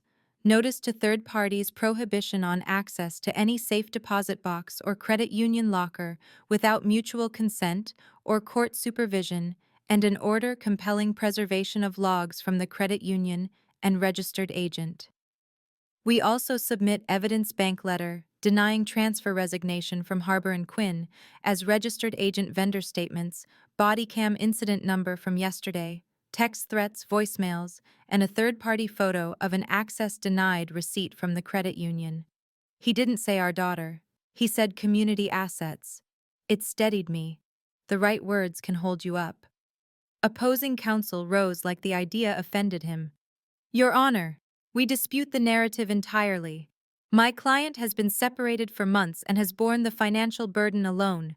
Mrs. Whitman is weaponizing bureaucracy to deprive him of his livelihood. There is no safe deposit box. This is melodrama. The supposed resignation is routine, and even if there is a box, it is his personal property." The judge held up a hand, not brusque, just a boundary. "Counsel, we're not trying this today. We're setting guardrails." She turned to Jonathan. "Show me the paper." Jonathan did what Jonathan does, quiet, organized, one exhibit at a time. The bank letter on letterhead. The registered agent's resignation. The vendor voicemail transcription with times. The text message, "Stop what you're doing. You don't know who you're up against." The voicemail. "You think papers scare me." The photo of the access denied receipt, date, time, and wet asphalt. A printout of the incident report number from yesterday with the notation box in the narrative summary because Greer's body cam caught Daniel's mouth betraying him. Each piece passed up to the clerk, each one stamped, each one returned. Opposing counsel tried to object to everything. Foundation. Hearsay. Relevance. The words slid off the bench like water. "This is a temporary hearing," the judge said again. "I am not weighing credibility. I am weighing risk." She looked at me then. Not as if I were a child, not as if I were a liar. Just a person with a binder and a life. "Mrs. Whitman," she said, "is there anything you want to add that your lawyer didn't?" My mouth went dry and then I remembered water. "Just that we are not trying to hurt him," I said. "We're trying to stop the hurt. For Emma." I didn't turn. I didn't gesture. I kept my voice on a straight line. "We want the future to be a bank account again, not a weapon." The judge's expression didn't change, but something in the room's temperature did. She turned back to the file. "Orders continued and expanded as requested," she said crisp. "No access to any safe deposit box, safety locker, or analogous container by either party without court supervision. The Pinecrest Motor Lodge is not a business address.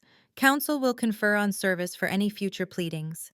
The court directs Briarwood and the credit union to preserve all logs, recordings, and internal notes. If any asset is moved in violation, the court reserves sanctions. We'll set a review in 30 days. She looked at Daniel for the first time. Sir, talk to your lawyer. That's what he's for. The gavel didn't bang. Paper rustled. The bailiff called the next case. That was it. Not thunder. Just sentences that change where your feet can land. We stepped into the hall and I had to sit down on a bench because adrenaline leaves the body like a tide. Emma perched beside me, small and sure, and pressed a granola bar into my hand like she'd planned for this moment. Maya hovered near the kind of presence that doesn't crowd, and Owen checked his watch the way men who understand logistics do when they see the next thing arriving already. Jonathan crouched to eye level. "We can ask the clerk for supervised access this afternoon," he said. "Boxes don't get quieter when they know a key's in play." Today I asked. Today he said. "Do you want to?" He didn't push. He offered. I looked at Emma. She nodded once as if we had agreed long ago to choose the door that wasn't closed. An hour later, the four of us, me, Jonathan, a clerk with a badge and a uniformed officer who introduced himself as Klein, stood in a small fluorescent room in the back of a credit union whose lobby smelled like citrus cleanser and old pens. The manager's smile had the tension of a person who doesn't like surprises. He led us down a short hall, turned a key in a second lock, and gestured with an open palm. "This way." The box was shorter than I imagined, a drawer with a number, the kind that looks like it belongs in a library, not a room where people hide what they can't name.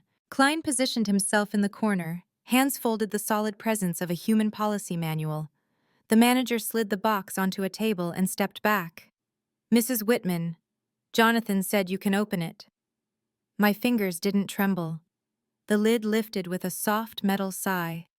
Inside, a blue velvet pouch, heavy in the palm, a wrinkled envelope thick with receipts, a burner phone with cracked glass, a folded sheet of paper with my name written in Daniel's hand, then crossed out, then written again. And on the bottom, a crescent of cashier's checks rubber-banded together like someone thought paper turned to money is invisible. I catalogued with my eyes first. The ring in the velvet, a vintage band, probably the grandmother's Lila had mentioned. I didn't take it out. I just looked at it and felt my jaw set. The envelope, invoices with silver-line letterhead and dates that didn't exist for services never rendered. A sticky note in the stack. "Tell them it's deferred." The phone dead. The cashier's checks made out to Daniel, bought with cash amounts that added up to nowhere and meant everything. Jonathan exhaled. "We'll photograph in place, then bag with property. The court can decide the disposition later." And the letter, I asked, nodding to the folded paper. "Read it if you want," he said gently. "You don't have to." I did. It wasn't an apology. It wasn't a confession. It was a script, 4 lines to practice in the mirror. She knew about the transfers. She agreed to invest. It was community money. She benefits too. Make her look paranoid. The last line had a star scribbled next to it. It wasn't a letter to me. It was a letter to himself. I put it back. Klein took photos. The manager blinked often as if hoping the shutter could close his view as well. Maya would later tell me that rooms like this make accomplices out of people who only meant to rent metal. We bagged the things. Chain of custody, signatures on lines. At the end, the ring lay in a clear pouch with a tag and a number and a future whose shape I couldn't predict but knew wouldn't be the one Lila feared. I put my name where it needed to be. We closed the lid. The manager relocked the drawer. We stepped back into the lobby, and the air smelled like someone had sprayed a can of lemon to hide something human. Outside, the sky had made up its mind to be blue. On the sidewalk, I dialed Lila and let it ring until voicemail caught it. "The ring is in a property bag," I said. "There's a case number. Ask your attorney to contact the evidence clerk. Do not call me again." I kept my voice clinical on purpose. Pain isn't fed by clean sentences. By late afternoon, Emma and I were back at the kitchen table with a new tab in the binder. Evidence box. We slid in the photo list the property tags, the printed copy of the letter Daniel wrote to himself, and the preservation requests Jonathan had emailed over. The binder had a weight now you could feel through the table. It tilted time. At 5:03, Mark texted, "He's at my mother's. He didn't go in, just sat in his truck. Then he left. Then I've written the statement you asked for. It's not pretty. But it's true." I wrote back, "Truth never looks pretty at first. Thank you." At 6:41, Daniel's name lit up. No voicemail this time. A text. "You made a show. I hope you're happy. You'll never let this go." I typed and deleted 3 different sentences that would have felt good and done nothing. Then I wrote the one that mattered. All communication through counsel. I pressed send. I put the phone face down. I put my hand on Emma's hair. Dinner was simple on purpose. Roasted potatoes, salad, and an apple sliced the way she likes it, thin enough to fold. We ate at the table with the binder closed and didn't talk about courts or boxes or rings. She told me about a science video where a girl built a bridge out of spaghetti and glue, and how it held more weight than anyone expected until it didn't, and then how they built another one that looked ugly but carried a brick. I said ugly bridges are honest, and she laughed in relief, the sound bright and light, like the kind that sits in a home after a day that could have made it sour. Night came without drama. The porch light clicked on, then off, then on again, because moths don't care that you've had a long day. I washed dishes, and the hot water softened my hands and something else. Emma did homework and left the book open when she went to brush her teeth pencil between the pages like a thread. The phone stayed quiet. No sirens, no knocks. Just the hum of a fridge, and the click of a baseboard heating on, and the sound of rain considering and deciding against it. At 8:22 there was a single knock. Not a demand, not a performance, a knuckle against wood and silence. I went to the door and looked through the peephole and saw nothing but the porch light's circle. When I opened it, an envelope lay on the mat. No name. Inside, the motel keycard from the Pinecrest room 206 and a slip of paper with 4 words in a handwriting I knew in my bones, I don't know how. I stood there long enough for a moth to try the doorway. I didn't step outside. I didn't pick it up right away. I let the meaning arrive without ceremony. He had surrendered something small in a way that didn't ask me to praise him, just to see him as a person who had run out of tricks. I picked up the card with 2 fingers, slid it into a sandwich bag, labeled it, and put it under call log.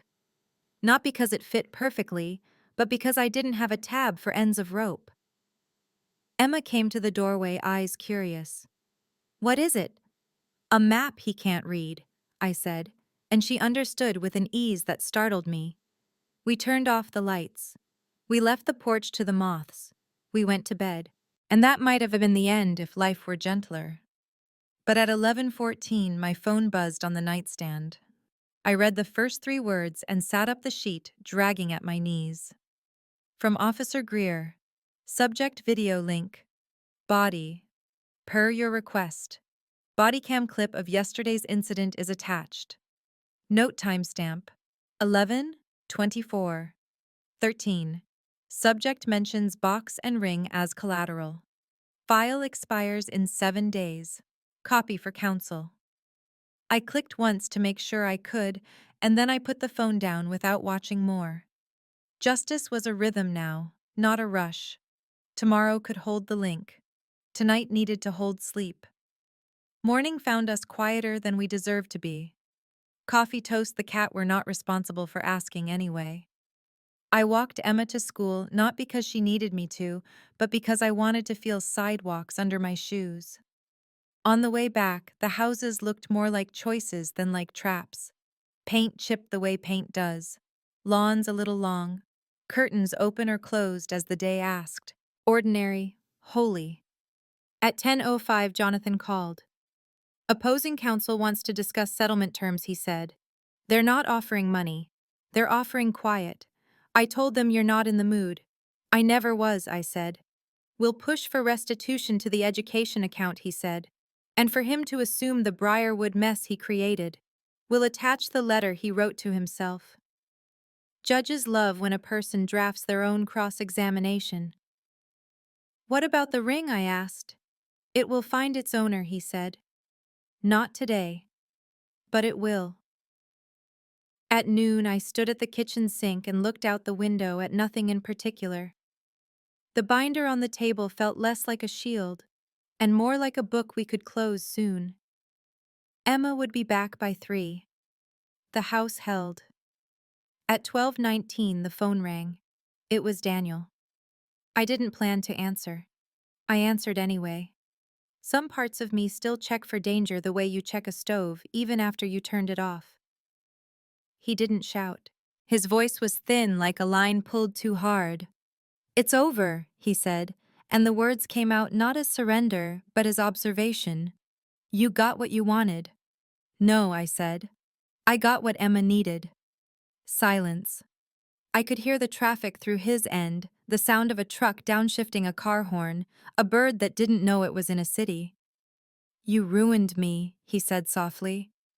"I didn't," I said equally soft. "But I stopped helping you ruin us." He inhaled like a person forgetting how to do it. "Do you remember the jar?" he asked. "Future." "I do," I said.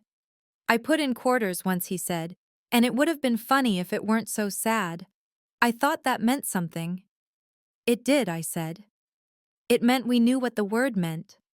It doesn't mean you get to spend it on yourself." A long pause. "Tell her I'm sorry," he said, and I didn't ask which her because I knew. I don't know how. I know I said. We heard. He made a sound that might have been a laugh or a sob, then swallowed it. "Goodbye, Claire." He didn't say my name like a weapon this time. He said it like a path he hadn't walked and now couldn't. "Goodbye," I said, and I didn't say good luck because luck is not a justice system. I hung up. I didn't cry. My body didn't need that today. It needed air and space. I opened the window another inch. The day had turned bright without show.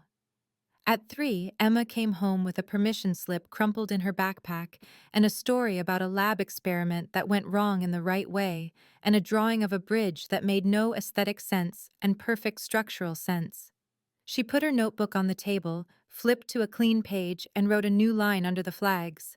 "College fund reestablished." She didn't make the flag fancy. She just drew it plain point forward. We went to the bank at 4. The woman at the desk had earrings shaped like commas. She smiled and didn't ask for a story. She just issued a new account number, walked us through two-factor authentication like it was a language we both already spoke, and helped Emma choose a nickname for the account. Emma typed "future for real." The woman laughed. "That's a good one," she said, and I agreed with everything in me. On the way home, we stopped for lemon bars at the bakery with the tiled floor that always needs mopping. We split one at the little table by the window. Powdered sugar dusted Emma's sleeve, and she didn't brush it off because she'd decided it looked like a constellation. I took a photo of nothing special, her wrist, the crumbs, the corner of the plate, and saved it without sending it to anyone. Some proofs belong only to the people in them. At 6, the sky turned the kind of blue that forgives every afternoon mistake. I made pasta, and we ate it out of bowls because plates can be a lot after a day like this. We watched a silly video that had nothing to do with law or money. Emma laughed until she hiccuped, and I pressed her back between the shoulder blades the way my mother used to, a little tap to tell the body it's allowed to stop. When the dishes were done and the binder put away and the house settled into itself, there was one more knock. Not a man, not a courier. Mark. He stood on the porch holding a small box with a label from a consignment shop and a cautious half-smile. "I don't know if this is right," he said, "but Mom wanted you to have this. She told me to say her words, for the girl who read the fine print. She meant you. And Emma. Inside a fountain pen, the old kind that needs ink and patience. It was polished by use and years, not by money." I didn't have words at first, so I said the thing that meant all of them. "Tell her I said thank you." "I will," he said. He looked past me into the room the way people do when they're deciding if they're allowed to belong somewhere. "She'll feel better knowing this is where it is," he added, and for the first time he smiled all the way. Me too. We stood in the doorway a second longer than custom, then he went down the steps, hands in pockets, shoulders lighter than when I first knew him. I put the pen on the table and didn't rush to open it. I let it sit there like a new verb. Night fell clean. The porch light did its moth dance. The refrigerator hummed like it had found a pitch it could live with. I took the binder from the shelf one last time, not because I needed it in front of me to believe in it, but because I wanted to close it while looking. I set the fountain pen on top and ran my palm over both. Then I turned to Emma, who stood with the dry erase marker and the sliding door and the backward clock and a smile that had her grandmother's corners. "Are we free now?" she asked, soft, the way you ask for a forecast. "We're living," I said. "That's better." We went out onto the porch for a minute just to feel the evening. The air carried that after-rain clarity that makes you think the weather might be kinder tomorrow, even if it isn't. The streetlight clicked on. Somewhere a radio played a song I'd forgotten I loved.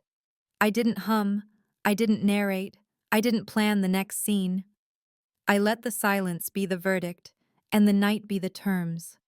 Inside, I put the binder back on the shelf, not like a weapon, but like a book you've read that changed you. It would stay there. We might open it again, we might not. Either way, its pages had already done their job. Paper had spoken where shouting never could. Before bed, I filled the new pen's slow and careful ink steady like a breath. On a clean page in a plain notebook, I wrote Emma's future fund reestablished. Custody mine because stability is not a rumor. Briarwood contained. Box opened. Ring preserved to be returned. Me here. I capped the pen, wiped a dot of ink from my finger and smiled at the stain. Proof is messy. That's fine. Emma fell asleep fast the way kids do when the day has asked more of them than it should, and they still gave more.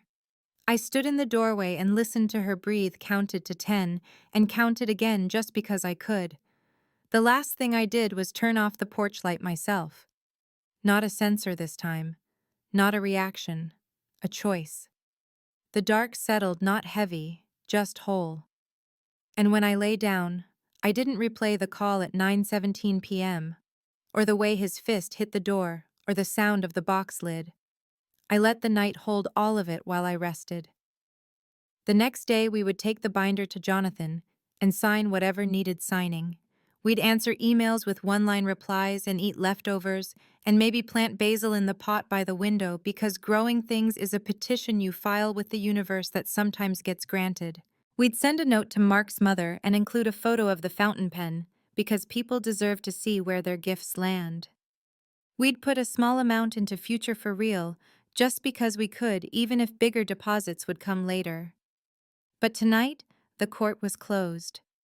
The box was locked with numbers that weren't ours to worry about anymore. The ring was tagged for a chain of custody. The agent had resigned. The motel keycard was sealed in a bag. The binder was shut. The house held. Revenge had not been fire. It had been paper and patience, the sound of a printer at dawn, the click of a 3-ring binding the soft steel of a woman's voice saying no, and enough, and through counsel until the world believed her. Justice had not been loud. It had been a series of doors we didn't open, and a few we did. When sleep found me, it did not pull. It rested. And in the morning, there would be a list on the counter and 2 mugs and a child who could still smudge powdered sugar into constellations, and a future that looked less like a jar and more like a road. We'd walk it, quietly, together. Thank you for joining me on this journey. If you enjoyed this story, please like this video, subscribe to the channel, and share your thoughts in the comments. To listen to the next story, click on the left.